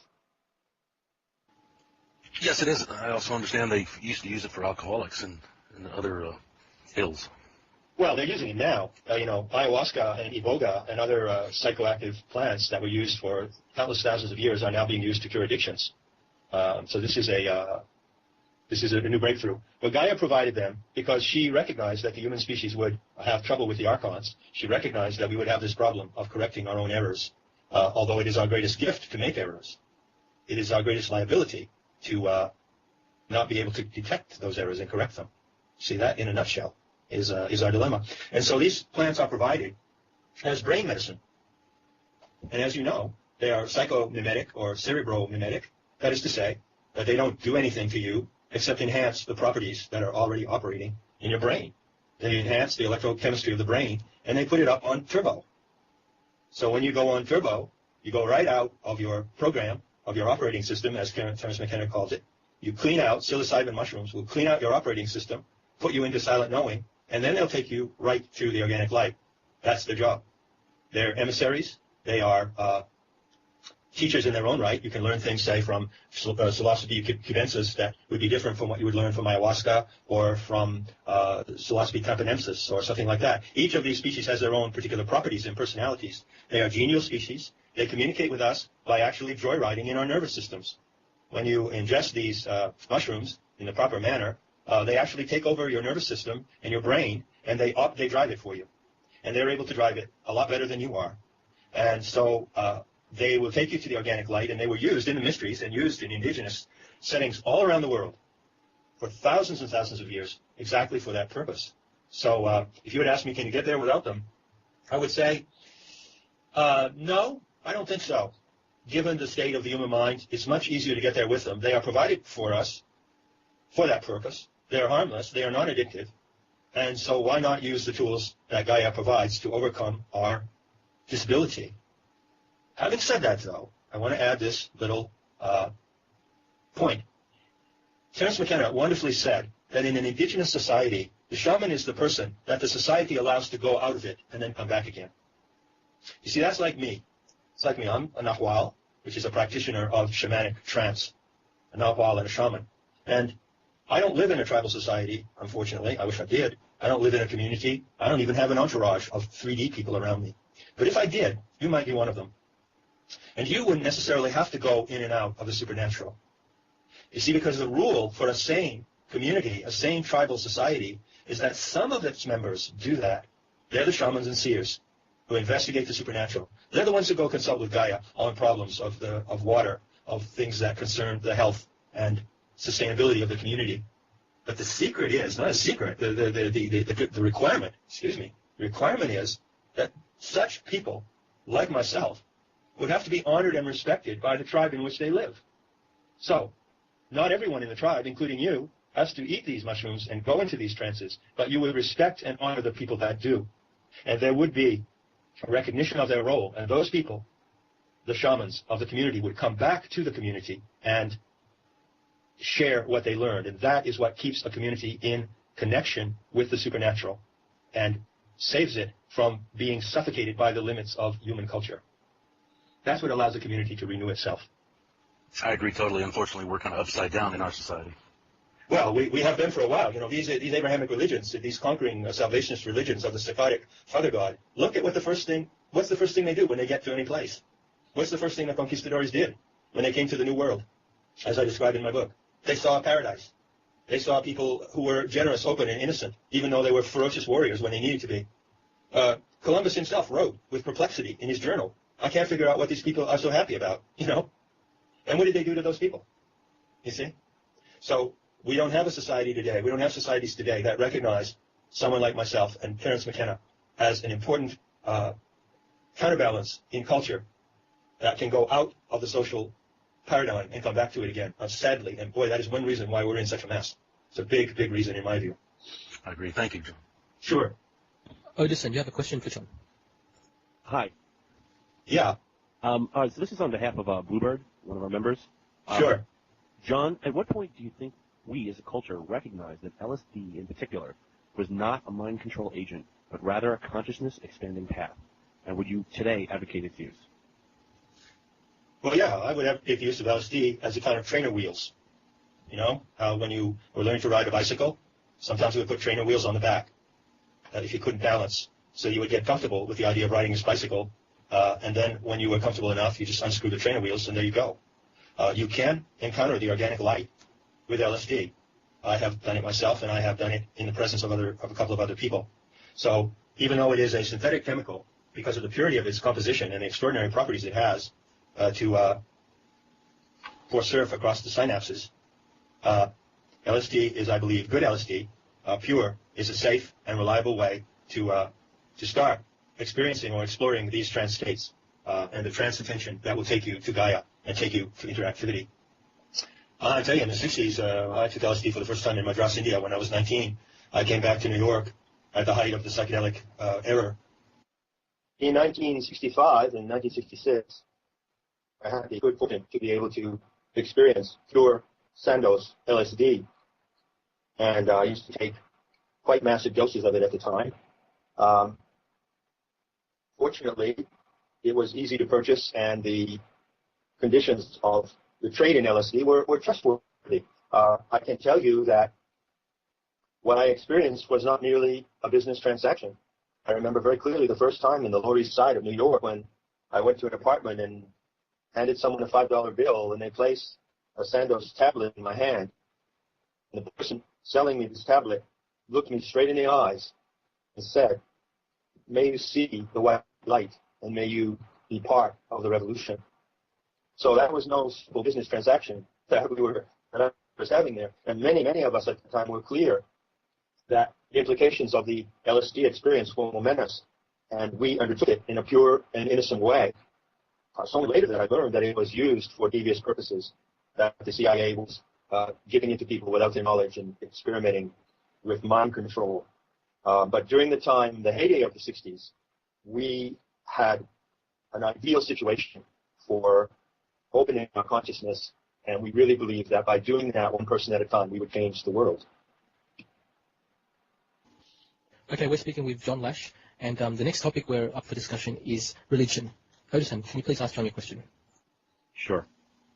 I heard your analogy of Christianity as a virus and the human mind as a computer. In case you're not aware, there are multiple operating systems that run on the same computer hardware. Typically, viruses are program or operating system specific. In my case, I think of my human operating system as a frame of reference specific, rewritten by me to some degree. What are your thoughts on Abrahamic religions as multi-tiered religions? As a most positive example, one religion to control the philosophically challenged, and another to protect those seeking enlightenment from them. Okay. Do you see what I'm saying about the tiered system? No, I don't get the last part, nor do I get the part about protection. Basically, what I'm saying is that I'm extending the computer analogy to say that there are people who are philosophically, for whatever reason, I'm not trying to judge, for whatever reason, are incapable of seeking any kind of philosophical enlightenment. Right. And there's another group of people who may or may not want to seek enlightenment, and the Abrahamic religions could possibly be an example of a tiered religion protecting one group from the other, keeping the philosophically challenged, the unable to be philosophical, safe, keeping them away from the people who actually want to be philosophical explorers. And it's not just Abrahamic, the way I frame the question. It could apply to any religion that's tiered. Does it make more sense? Well, I'm still not sure if I follow you, but I would say that the success of the Abrahamic religions and these belief systems, Judaism, Christianity, and Islam, largely resides on the fact that there are many people who are so lazy and stupid that they don't investigate their own minds, and they're just too they just don't have the disposition to look for truth themselves, so they will just accept any crap that someone gives them, depending on how it's wrapped up, how it's packaged. So to a large extent, these Abrahamic religions are customized. They are designed to be fed to people who lack the desire for self-investigation and who lack a desire to seek their own enlightenment. That's pretty obvious, I think. Okay. Do you think that all external savior religions are doomed to become dogma-based, multi-tier control structures? I think that all savior religions are delusional, that they're toxic, and that they represent a dangerous pathology that has infected the human mind for over 2,000 years. So I think that the reason that we are reaching the point of abscess, this toxic ideology of the Messiah is now abscessing. And the abscess is an ugly thing to watch, but the abscess has to be released in order for the pus and the poison to be released. And only when the abscess is what is it when a doctor takes I've seen him do this to a friend of mine once, and a doctor takes a sharp scalpel and just punctures that abscess. It's an extremely painful moment, but that's when healing can happen after that. But it cannot happen as long as this abscess is operating. And the Messiah complex is like that. It's like an abscess in the psyche of the human species. There is no Messiah. There never has been a genuine Messiah, and there never will be a Messiah. Yet it is a powerful tool for controlling people, the belief in this messianic entity. And scare them. I would definitely agree that it scares them. And give them false hope, Yes. All right, so as a second follow-up, the contrary, kind of almost the opposite religious or faith system, in a self-directed spiritual agenda, isn't there a risk of complete abandonment of morals for self-gratification? Kind of like staring at a wall of mirrors. No. Why would there be a complete abandonment of morals? Are you inferring that human beings are so constituted in their emotional, mental, and moral makeup that if they're not threatened with a set of rules to follow from an off-planet God who will punish and torture them if they don't follow the rules, then they won't behave out of kindness and the spirit of coexistence? Is that what you're inferring? No, not at all. I was referring to, think of it this way, as like a friend, going to a friend and having them give you advice about something that you've been doing that's been hurting people around you or offending them. And if you go on a journey completely on your own and you don't have that friend, you may not get to that point. I'm not trying to broaden that past that frame. Right. Well, let me just say this. One of the really destructive and delusional factors of these Abrahamic religions is that they posit the off-planet Father God, like I say, and they make the human species, they put the human species into a state of slavish dependence, slavish reliance upon this Father God. But of course, many people go for that because they don't have enough self-reliance. Now, I'd like to make this point really clear. The path of planetary Tantra, or the Gaian Tantras, and the religion, if you want to call it that we would have with Sophia as the central figure, is also a state of dependence. And so you're never alone. And you could not possibly be alone or just relying completely on yourself if you have the connection to Sophia. Something I've been saying recently, and this has been discussing this with a group of people I'm working with, if you really make the connection with the planet, the divine indwelling presence of Sophia, one of the first things that you realize is that you don't even have a life of your own. The idea that you have a life of your own is an illusion. separation is an illusion.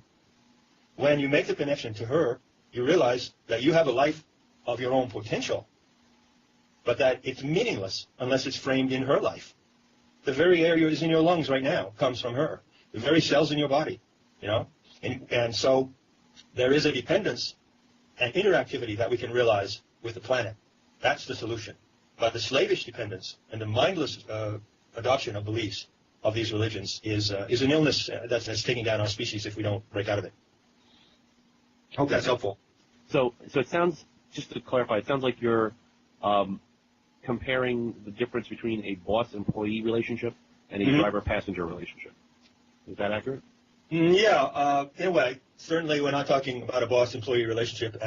But I'll tell you, if I may use the metaphor that I'm adopting more lately, I'll try it out on you folks and tell me what you think. Consider that the Earth, the planet Earth, is a big mothership. It's a big ocean liner sailing through the galaxy, sailing in the galactic limbs. And consider that the unique thing about this ocean liner is that the designer of the ocean liner, who also planned the journey, is the captain. And the captain is on board. So we're on an ocean liner, which was designed by the captain, and the captain is on board, and the captain is Gaia. So this is how it works. Look at what happens. How does an ocean liner sail? Well, there is a crew and there are passengers. And so you can choose. Planetary tantra and interactivity with Gaia is a self-electing process. You can choose to be a passenger and just sail along on the great mothership of the planet, or you can choose to be a member of the crew. So I would say pilot and crew is the metaphor that I feel comfortable with, that really expresses our relationship to her. And it even gets better, because if you want to be in the navigational part of the crew, that's really interesting, because that means that you're involved with a pilot in plotting the course of the ship. So those are the kind of relationships that I would suggest to imagine, if that metaphor is helpful. Yes, it is. Thank you. Good. So here's the ultimate heretic question for you. What are your feelings and thoughts on inventing a religion for the purpose of passing information across generations of humans? And the people in the WebBot project will specifically recognize this as a kind of an idea that's been tossed around on the possibility that vast amounts of humans are facing imminent death, and that the information about what we learned from the Mayans and such about the nature of the sun and may be lost if care isn't taken. So it's actually a practical, technical problem I'm looking at. Sure. Yeah. Well, you've got your work cut out for you there. I didn't say it would be easy. I didn't say it would be right. I was curious what you thought. Do you know why the pyramids are such a bitch? We can't get the fucking pyramids out of our minds, The image of the pyramid, with the eye in the pyramid. You know why that's such a bitch? It's not because it's the symbol of a master race of Satanists who are mind controlling us. I don't buy that scenario. I think there are predatory control freaks running the military and running governments and the banking system. I mean, that's obvious. But I wouldn't elevate them to the power of occult masterminds. So their symbol is the eye in the pyramid, right? The symbol of the Illuminati, the symbol of the globalist controllers, right? Yes. But that's not really why it's such a bitch, It's really such a bitch because when we go and look at the pyramids are, the image of a pyramid is imprinted in the human mind. And everybody who's seen them, either seen them up physically, been there, it's all the better if you've physically been there, has the same reaction, the same response. When you stand there in front of the pyramids, what the average human being does is it doesn't think, oh my God, these were built by the Illuminati and the Illuminati are still around and look at what they're doing to us. No, you just look at the damn things and you scratch your head and you say, how in the fuck were they ever made? And then you say, what on earth were they made for? And so the pyramids create the same impression on every human being, bafflement. They are a riddle. And this riddle comes around very closely to what you are suggesting to me here about the WebBot project of preserving knowledge. Why are we baffled when we look at the pyramids? Because we don't know. The knowledge of how they were made and what they were made for has been lost, Yes. Countless people have tried to explain how they were made. Countless people have tried to explain what they were used for. Do you want to hear my explanation? I may as well pitch in mine. Sure. Okay? Here goes. I think that they are psychic, electrical, acoustic devices. I think that they were constructed using acoustic properties, anti-gravitational properties, or anti-gravitational technology of acoustics, and that they were constructed to provide electricity and other forms of energy to the Nile Valley, because there was a very unique experiment, a social experiment going on in the Nile Valley for several thousands of years, and that's a long story in itself. But I believe that the Egyptians had electricity, they had wireless transmission, and I believe it was a power station. And I believe that in a sense, it was a solution to the free energy problem, the free energy riddle. So we've got a real big problem today, because we don't have free energy, or if we do, the men and women who discovered it have been repressed and murdered. So we have the enigma of the pyramid in front of us all the time, not as a symbol of the triumph of the Illuminati, but as a symbol of a great challenge for the divine experiment from Gaia's point of view, from her point of view, as Sophia would have it. She would like us to discover free energy and use it to make the world, to make our world on Earth, to make our habitat. Free energy is really important to her conception of our success as a species. And in addition to that, if we were able to do that, of course we would turn the situation around, the whole world situation around in 2 weeks. But in addition to that, we would have another responsibility, precisely the one that you are suggesting. We would have to find a way to preserve for future generations the knowledge of how to do that. And that is part of her correction. That is part of our future. If we can do that, you don't have to make a religion out of it. Make an institution out of it. The mysteries were institutions of learning, and they preserved and passed down a great deal of knowledge. But you know what happened to them, don't you? Yeah, that's part of that technical problem.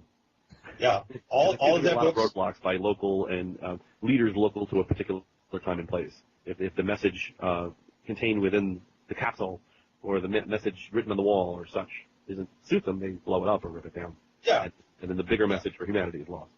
In the libraries of the classical world, all the libraries, ancient Greece, Iberia, which is now Spain, everywhere you can imagine, there existed every form of astronomy, astrology, the true Sophianic myth of the cosmos, free energy physics, volumes on music and mathematics and healing, and every form of wonderful creative knowledge you can imagine.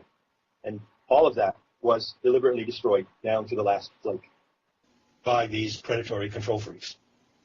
So obviously, if we pull out of this battle, and it is a war, it's not a war of my wanting, but it's a war I accept, you know. If we pull out of this battle with the predatory control freaks, we have to find a way to preserve knowledge in case that would ever happen again, or in case there would be natural catastrophes that would destroy the repositories of knowledge, you know. Big responsibility there. Thank you very much. Sure. Thanks, Edison. Yeah, and obviously we've got stuff like the Voynich manuscripts, but unfortunately nobody knows how to decipher them. Yeah, that's right. The next question we have is from Patrick. Sure. Yeah, John, we're going back into religion. I found Derek Jensen's afterword in your book, Not in His Image, a great summary, and I appreciate it as he did in the terms of the movie Avatar, and why it makes sense to cast off much of what religions have to offer as underlying benevolent themes. This becomes clear in your statement and your discussion that there are just 3 sayings of Jesus that epitomize what is truly unique in the message of Christianity, and as well you suggest they permeate other religions. And these are thoroughly compressed from Matthew 5. Number 1, turn the other cheek. Number 2, love thine enemy. Right. And number 3, thou art blessed if men revile and persecute thee. Right. Can you elaborate and contrast these parables with your understanding of indigenous or Gnostic moral concepts? Sure. You know, paganism is just another name for indigenous people. Pagan means a country dweller. The pagan world was the world of Europe before Christianity wiped it out. And paganism has nothing to do with Satanism and animal sacrifice or human sacrifice. And every time I hear someone like David Icke or Michael Tsarian saying, or Alex Jones or whoever you want to name, saying that the mind control predator psychotics who are running the planet are Satanists and they practice pagan rites, I get a bit irritated. You know, they don't practice any pagan rites. Paganism, the ethos of paganism and of indigenous peoples is the strongest possible contrast to that stuff you find in the New Testament. I've often said, if you read Marcus Aurelius, he states in his Meditations the primary understanding of pagan ethics. Love truth. This is one of the principles of pagan ethics. Love truth. Love what is true. Love to tell the truth. Love to know the truth. Love truth. He also says that the divine so constituted human beings has to be disposed to help each other. So, mutual aid is part of our nature. Coexistence is part of our nature. That does not mean tolerance of anything, but it means peaceful coexistence and intolerance against that which threatens our peaceful coexistence. As you know, Christianity had to wipe out the mysteries and wipe out paganism because they could not coexist with it. Why not? Because if they had, Christianity would never have succeeded. Because the truth of the pagan mystery teachings and the Sophianic vision is so beautiful and natural. It speaks to our heart, speaks to our genetic memory, tells us who we are. It's so wonderful that if it had been available as an option, Christianity would never have taken root in people's minds. So the contrast could not be any stronger. The counsel to love your enemies comes from your enemies. Chew on that one before you go to bed. The counsel that says, turn the other cheek and resist not evil, which is about the sickest message that ever came down the pike, comes from the doers of evil. Resist not evil is a message from the doers of evil. So if you can't see this, you're really in trouble, And yet, people who can see that, and I have a certain amount of compassion for them, not much, but people who can begin to see that these so-called teachings of Jesus are hideous mind control formulas, and they're lies, and they're twisted and perverted. People who can see that still have a problem, because it's like they've been walking around on crutches all their life. And they don't need crutches, but they've been using crutches. Now you go and you take these crutches away from them, or you ask them to lay down their crutches, and they're not going to be able to walk very well at first.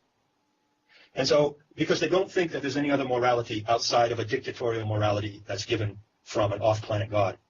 And so they have to, one way or another, have the grace of Sophia to lead them into the indigenous goodness of the human spirit.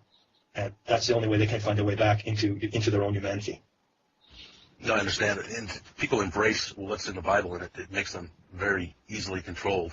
Yes. In that regard. In your book, Not in His Image, I think it was on page 90, you stated, while it appears to be a commission from God, the summons to perfection is in reality a call to madness and self-annihilation.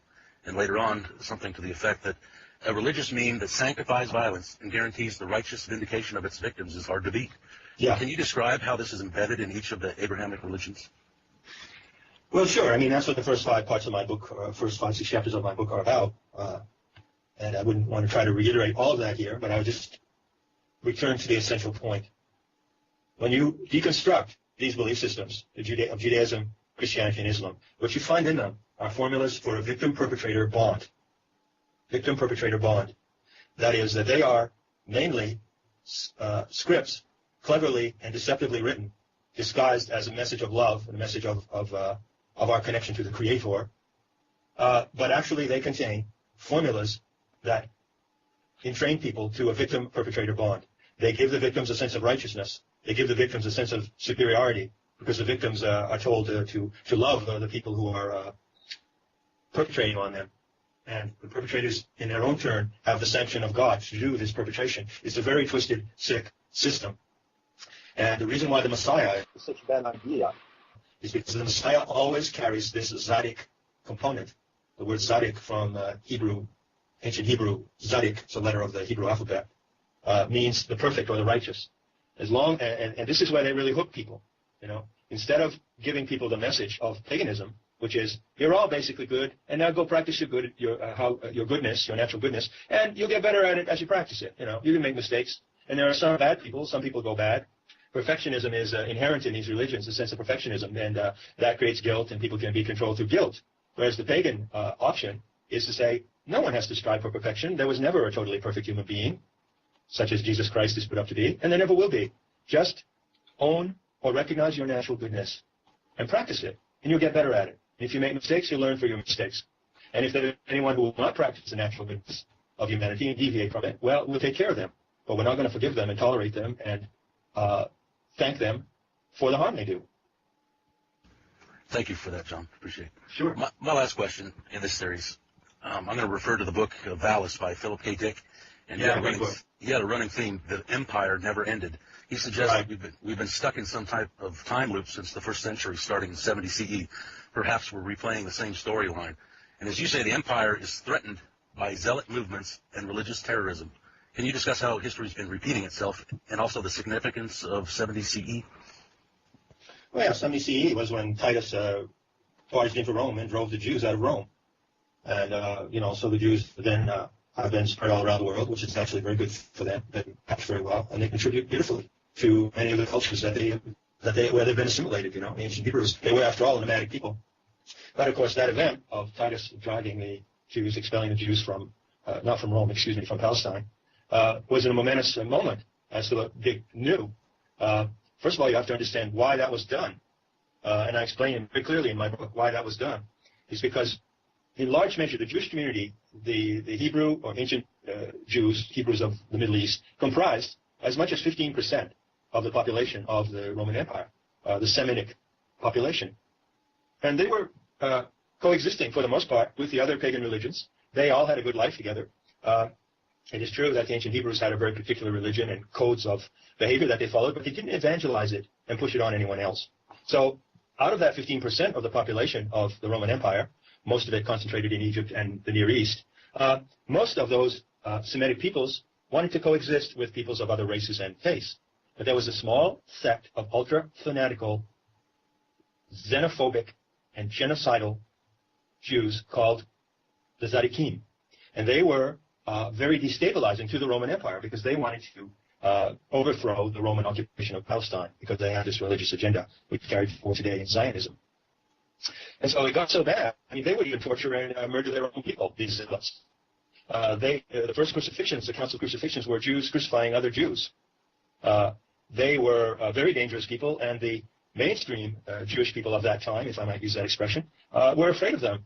And yet, they caused so much trouble and destabilization in Rome, you can read all about this story in my book, that the Roman emperor finally decided to use draconic measures. They said, well, these people are spies. They hide among good, decent people. There are only maybe one zealot in 1,000 people, but we don't know which one it is, so we're going to get all of them to hell, get them out of here.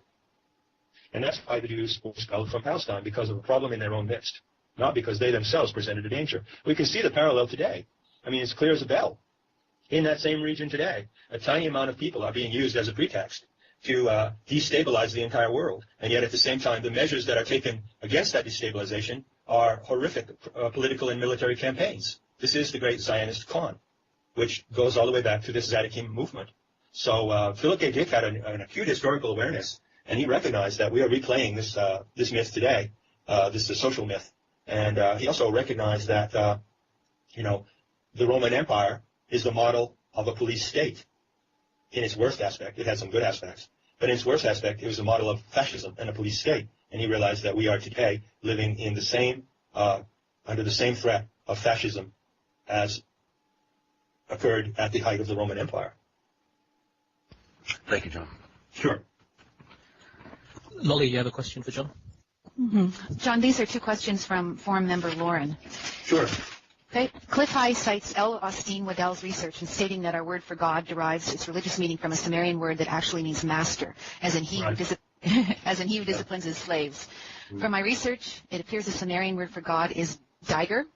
Do you have any insight on the etymology of the word God? If not, would you be able to speak about the role of the Sumerian gods Enki and Enlil, as I don't believe your book mentions them? Sure. First of all, be aware that there are many, many names for gods or divinities in mythologies all around the world, male and female names. In fact, there are many more female names, perhaps 1 to 100 at least.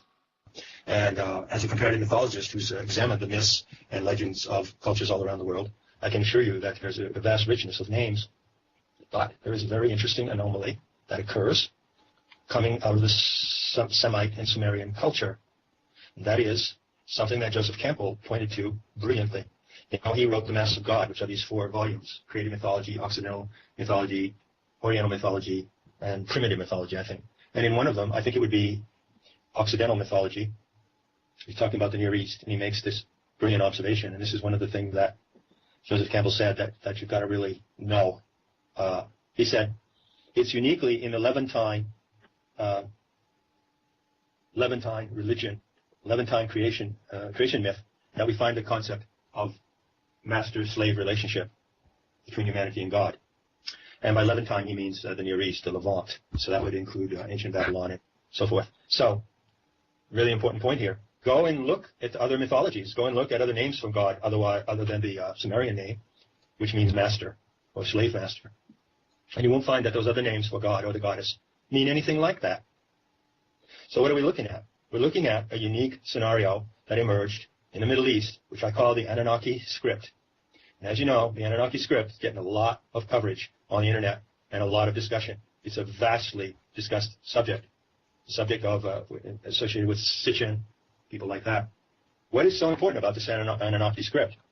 Well, it's important because it shows the archontic deviation, actually where the archontic deviation away from goddess religion began. And it began with a script that tells us, first of all, a big lie, that humanity was engineered by aliens from another planetary system. That's a lie. That's disinformation. Secondly, it tells us that the reason why humanity, the human genome, was engineered was so that we could be a slave species. This is a complete lie. And this script is the example of what the Gnostics were talking about when they warned us of the archons, who are called the governors or controllers.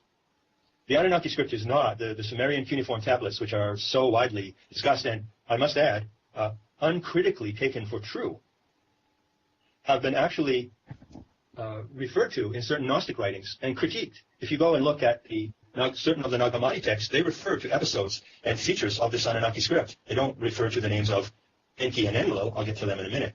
But they refer, for instance, to the attempt of the archons to genetically meddle with the human species. But they say that the attempt failed. Now, there's a new plot for you. Instead of buying Sitchin's very dubious translation, by the way, of the Sumerian tablets, and saying, oh, finally we know why we're such a slavish, miserable species controlled by these authorities. Why, look here. It all goes back to the Anunnaki who created us and made us genetically, designed us to be slaves. Completely wrong. The human genome was engineered in the galactic center. We were endowed with properties of play, discovery, mutual aid, innocence. We are not made to be slaves. We are made to be inventors, artists, creators. Look at all indigenous people. They have nothing. They live with nature. They have nothing. And look at how they dress. Look at how they act. Look at the beauty of their dancing, the beauty of their culture, the beauty of the decorations of their bodies. That is the indigenous true nature of the human species. And they are not slaves to anyone, but they were all taken out of their natural environment and made into slaves by people who bought this Anunnaki agenda. And why do people enforce this Anunnaki agenda? Because it is a signature and legitimation of theocracy and social control. And that's all it ever was. It's not a genuine myth. It's probably a channeled myth that was constructed and designed intentionally to give the first tyrants and theocrats a basis of spiritual authority. Technically, a myth like this is called a foundation myth. The Anunnaki Sumerian scenario states a master-slave relationship between God or the gods, the Anunnaki, presumed to be an extraterrestrial race, and humanity. And this is exactly the foundation myth that the control freaks on the planet would like to use to assert their authority and the basis for their domination of the rest of the race. Thank you. Wow. Lauren has another question. Sure. The theories in your book are, on the surface, rather incendiary to those who identify themselves as Christians. I recall the first interview I heard with you by Episcopalian minister Ian Punnett on Coast to Coast AM. He seemed unable to accept any attempt you made to strike a balance between intense criticism of and yet compassion for Christians. Well, I would venture to say that most of us on the forum are not Christian. There are nevertheless many who are. Many of us non-theists, including myself, find this tightrope difficult to criticizing what we feel is a destructive ideology to the world and the individual psyche without ripping the rug out from under so many who seem to desperately need it for emotional well-being. Can you address this dichotomy? Yeah. Thanks. Oh, my. Well, just let me say again, if I can put people at ease, which with Kali breathing down my neck is not always the easiest thing for me to do. But I don't have anything against Christians as people, and I grew up with Christians, and some of my most beloved friends that I left behind in the United States, wonderful people. What I have, I'm on the rampage, and I'm on the warpath to utterly destroy the belief system that Christians hold, the ideology of salvation and the Messiah. And so that's what I hate, and that's what I protest, the belief system and the behaviors that are based on that belief system, but not the people who demonstrate those behaviors. It's very difficult to walk that line. It is a tightrope, and it takes not only compassion, but sobriety and balance. Ian Punnett really had a difficult time with me because I think it was pretty clear that I had no animosity against Christians as people. But there is no middle ground here, you know, and those who are dependent upon that belief system for their sense of humanity and for their moral guidelines, unfortunately, are so corrupted by that system that it may be impossible to reach them. What they are using to protect their humanity is actually destroying it. And I don't have the answer to what to do about that. But I will tell you this. I don't have compassion for people whose humanity has been destroyed. I only have compassion for people who are holding on to their true humanity. Thank you. You're very welcome. Uranus, you have a question for John? Yes, John, in your book you write about the savior complex and the victim-perpetrator bond that forms in abusive relationships. Personally, I've seen it a little bit differently as a triad, especially alive and well in group dynamics. Victim, perpetrator, and of course the necessary savior to come and rescue the victim.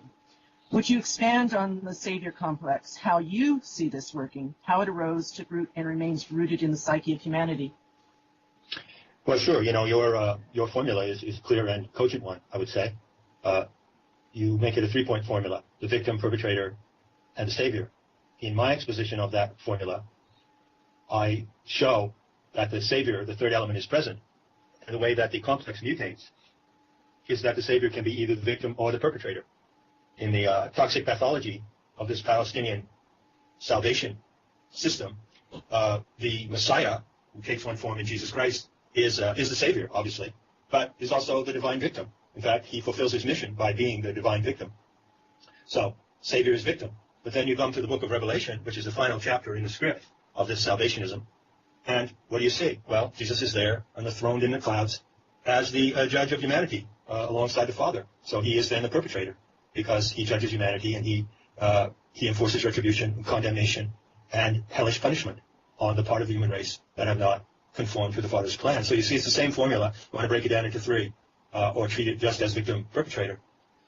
The origin of this formula is the Zadok cult of the ancient Hebrews, which I mentioned earlier, was a splinter cult that caused a lot of problem in the Jewish world, because most of the Jewish people were happy to adapt. They kept to their own ways, but they didn't enforce their ways on anyone else, and they allowed the pagans to have their gods and goddesses. Everyone got along just fine. But there was this radical sect. This is the sect of the Dead Sea Scrolls, which are documents of vitriolic poison and hatred. That's not my opinion. Go look at them. Go read them. They are documents of genocide and of murderous apocalyptic hatred. And they were the documents of the Zadokim, or this radical sect, that was the seed of this salvationist virus.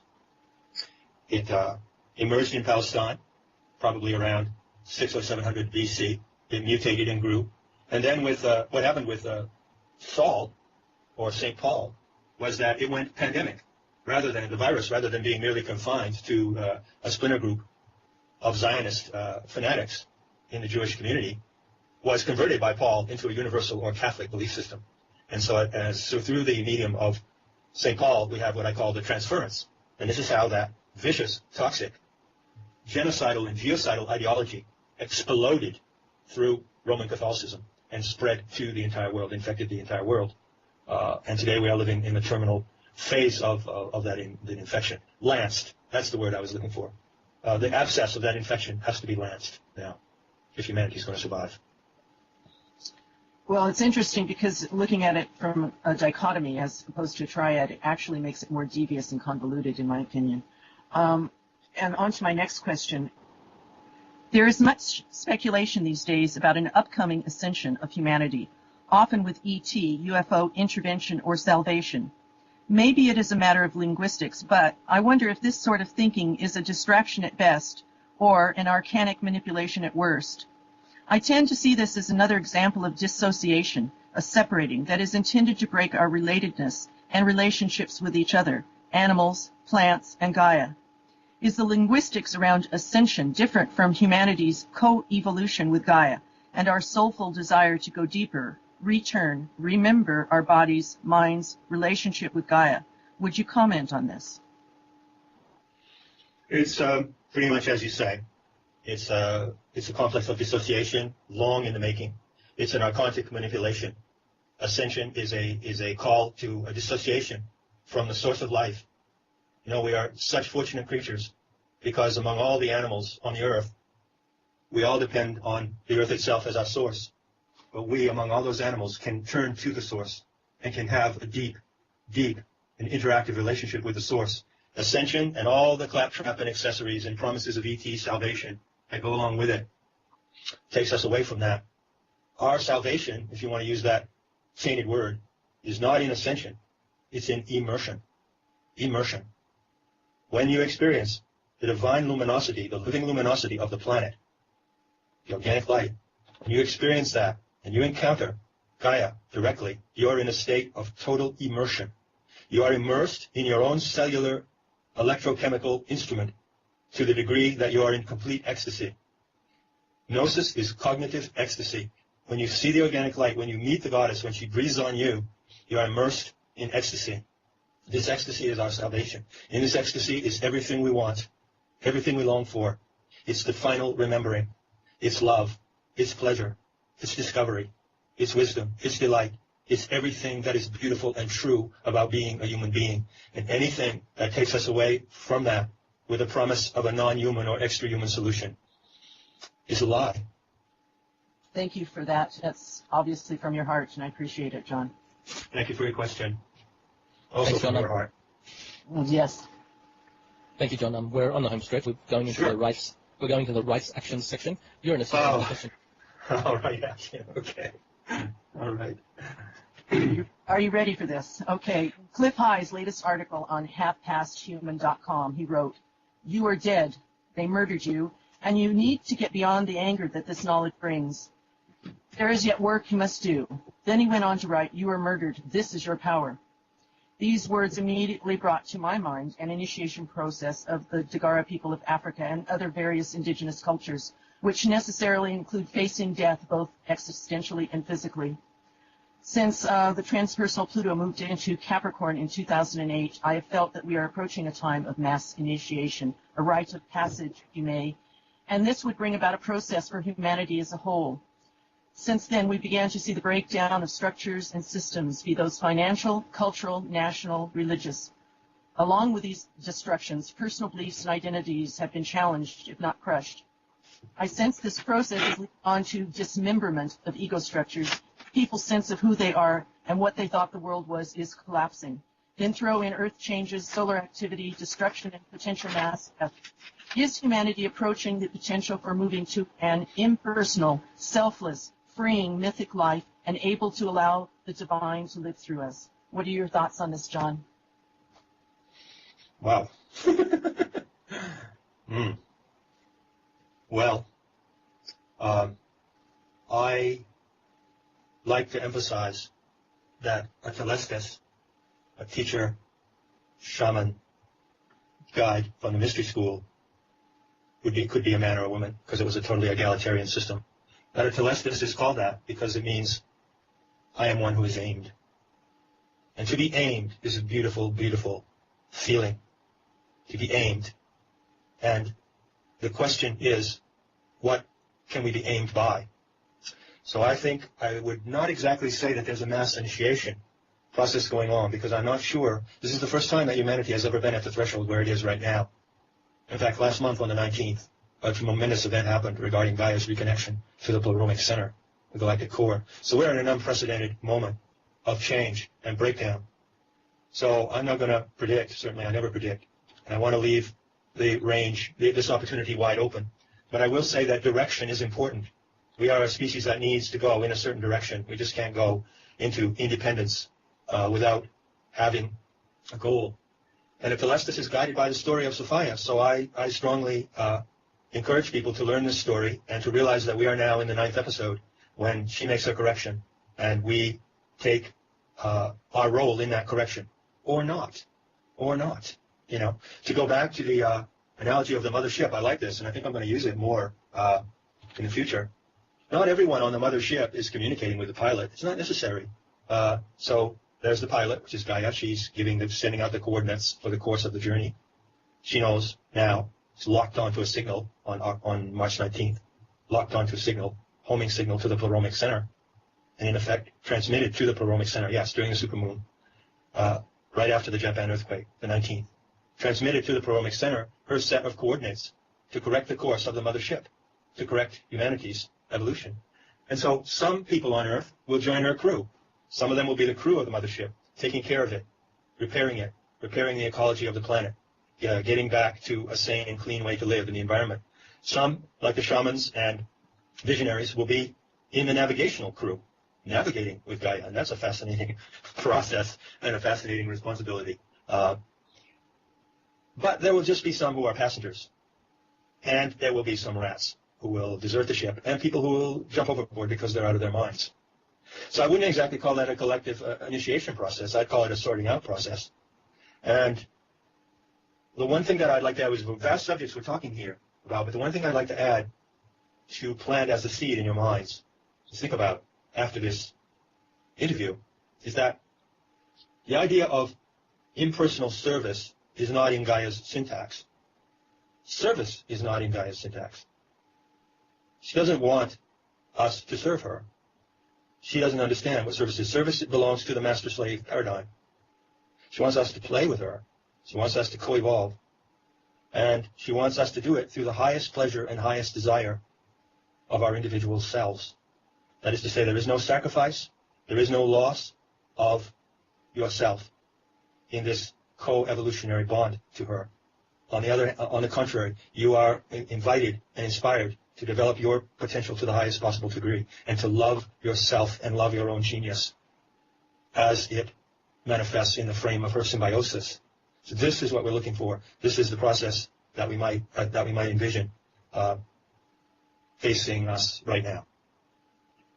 That's wonderful. Thank you. Thank you.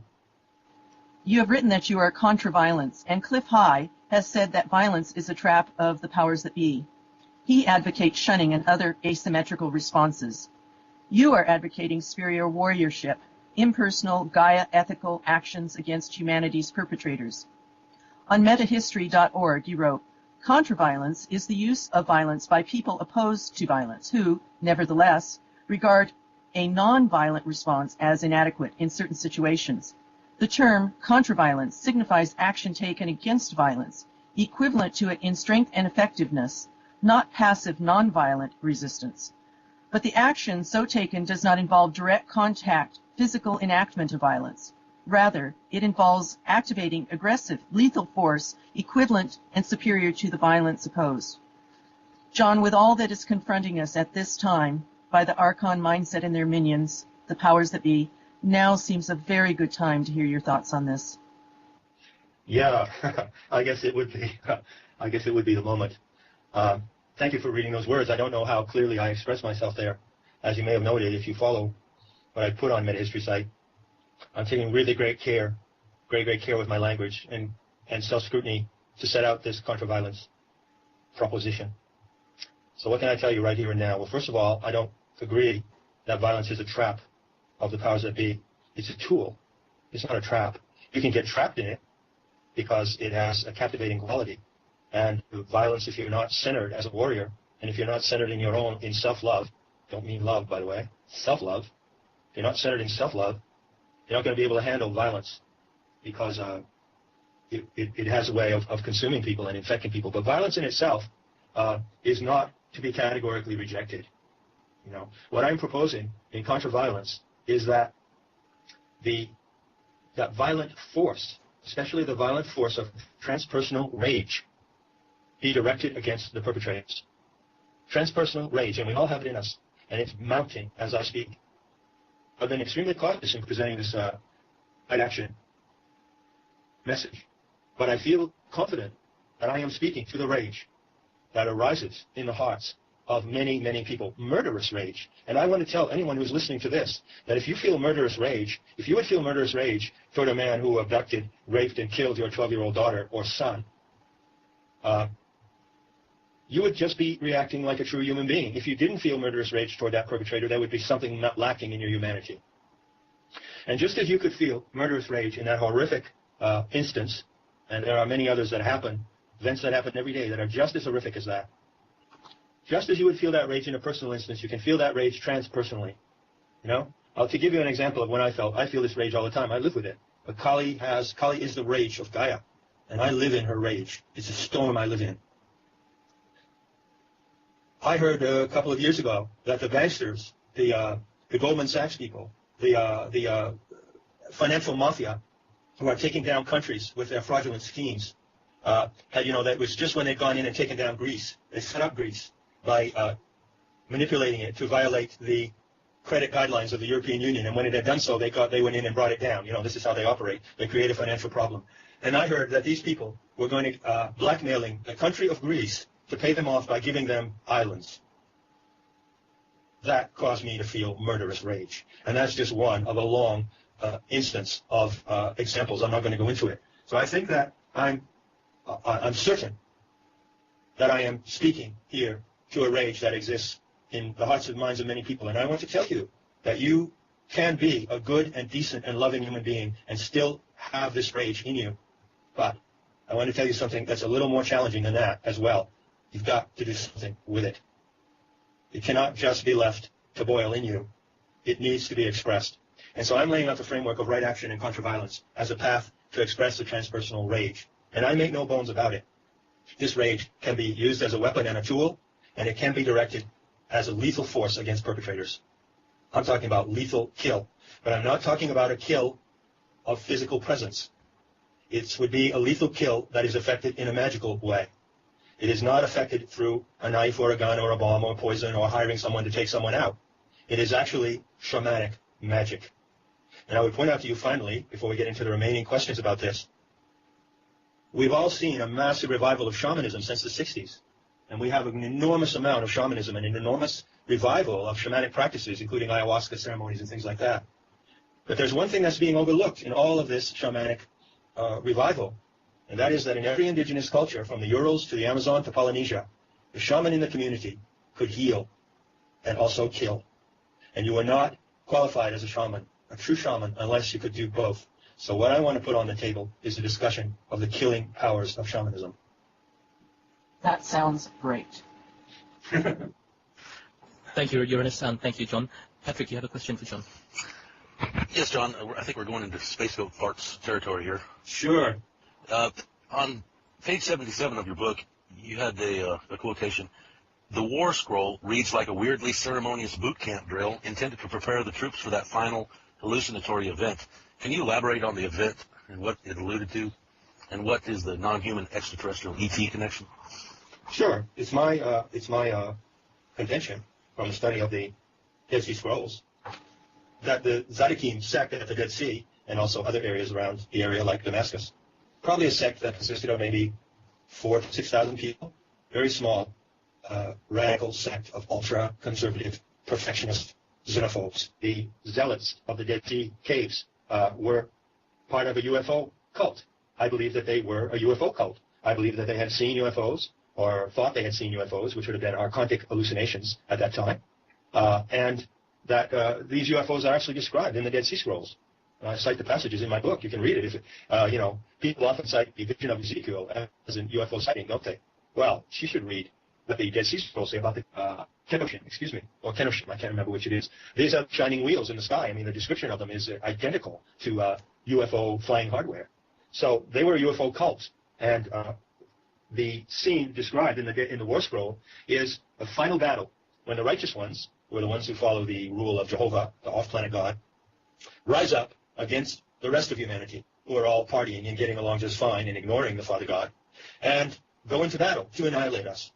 This is the apocalyptic ending described in the Dead Sea Scrolls. And there's a drill. They're practicing the drill for this to happen. They're lining up their armies, and they fully believe that the flying saucer gods are going to come and help them in this apocalyptic showdown at the end of time, which probably we're due to live out sometime in the next 18 months, thanks to the virtues of Operation Blue Beam and virtual reality technologies. So we're actually living out this. Go read read the Dead Sea Scrolls. You owe it to yourself. Read the War Scroll. You can find it on the internet, and you'll see how insane it is. But this psychosis and the idea that the ET saviors are going to come is clear as day in that text. Thank you, John. Mm-hmm.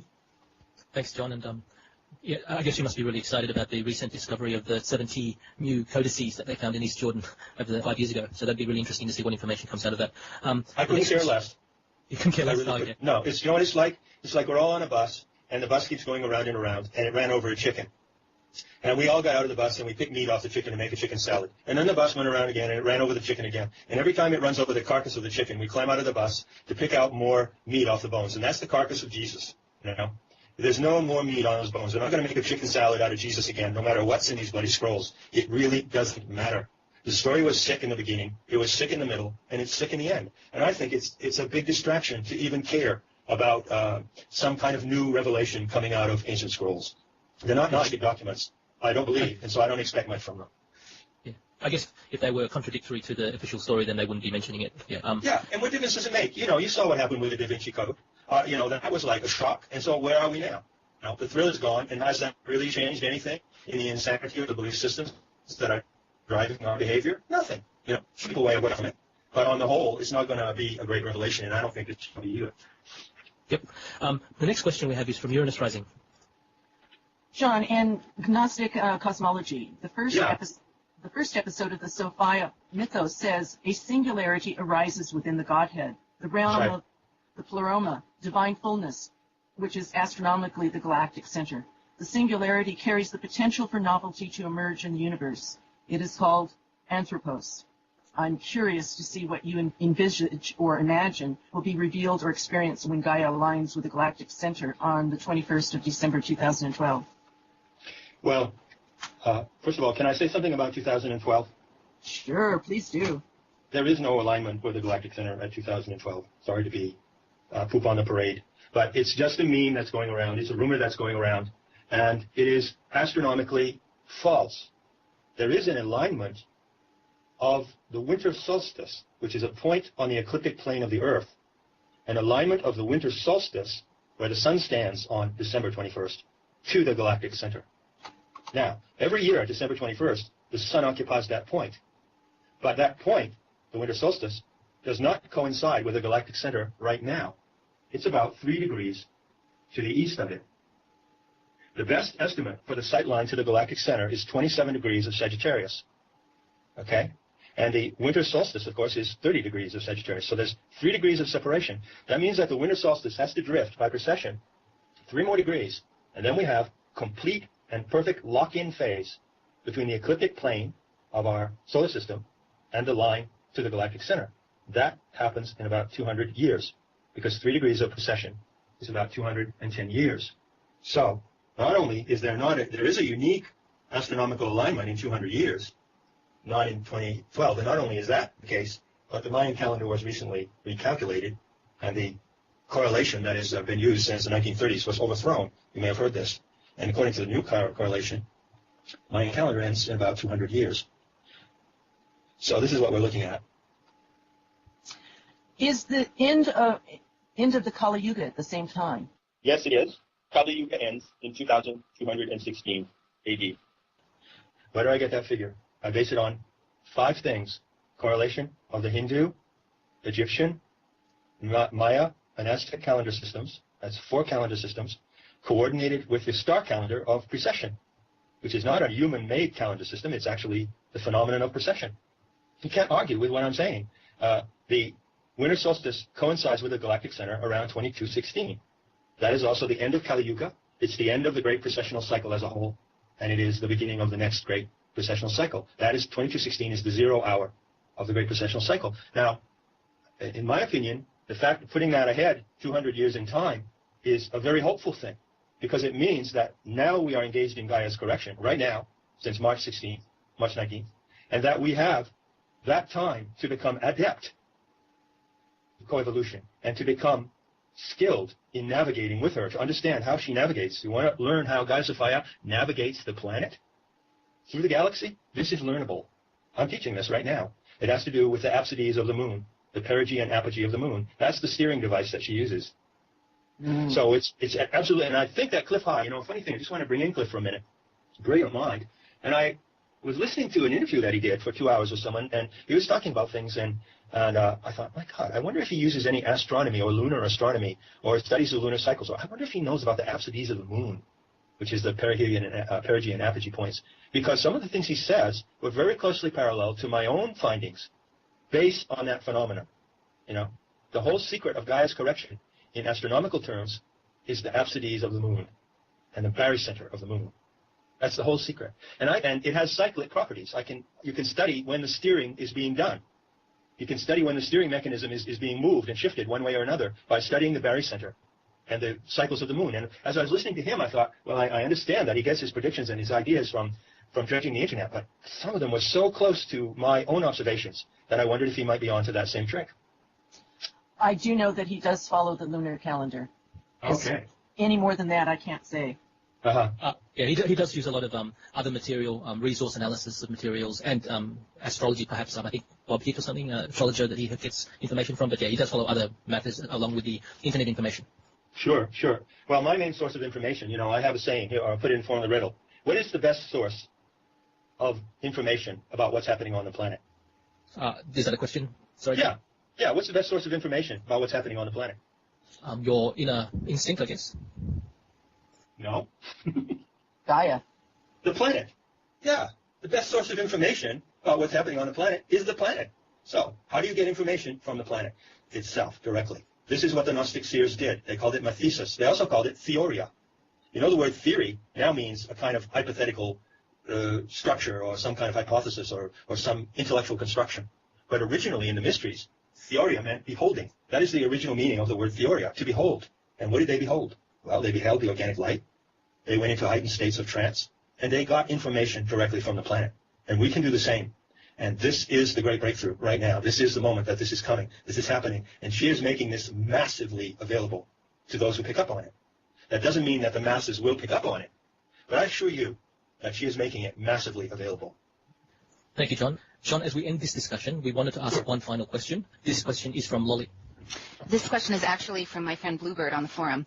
Please share your vision for the near future to integrate meaningful myths into our daily lives.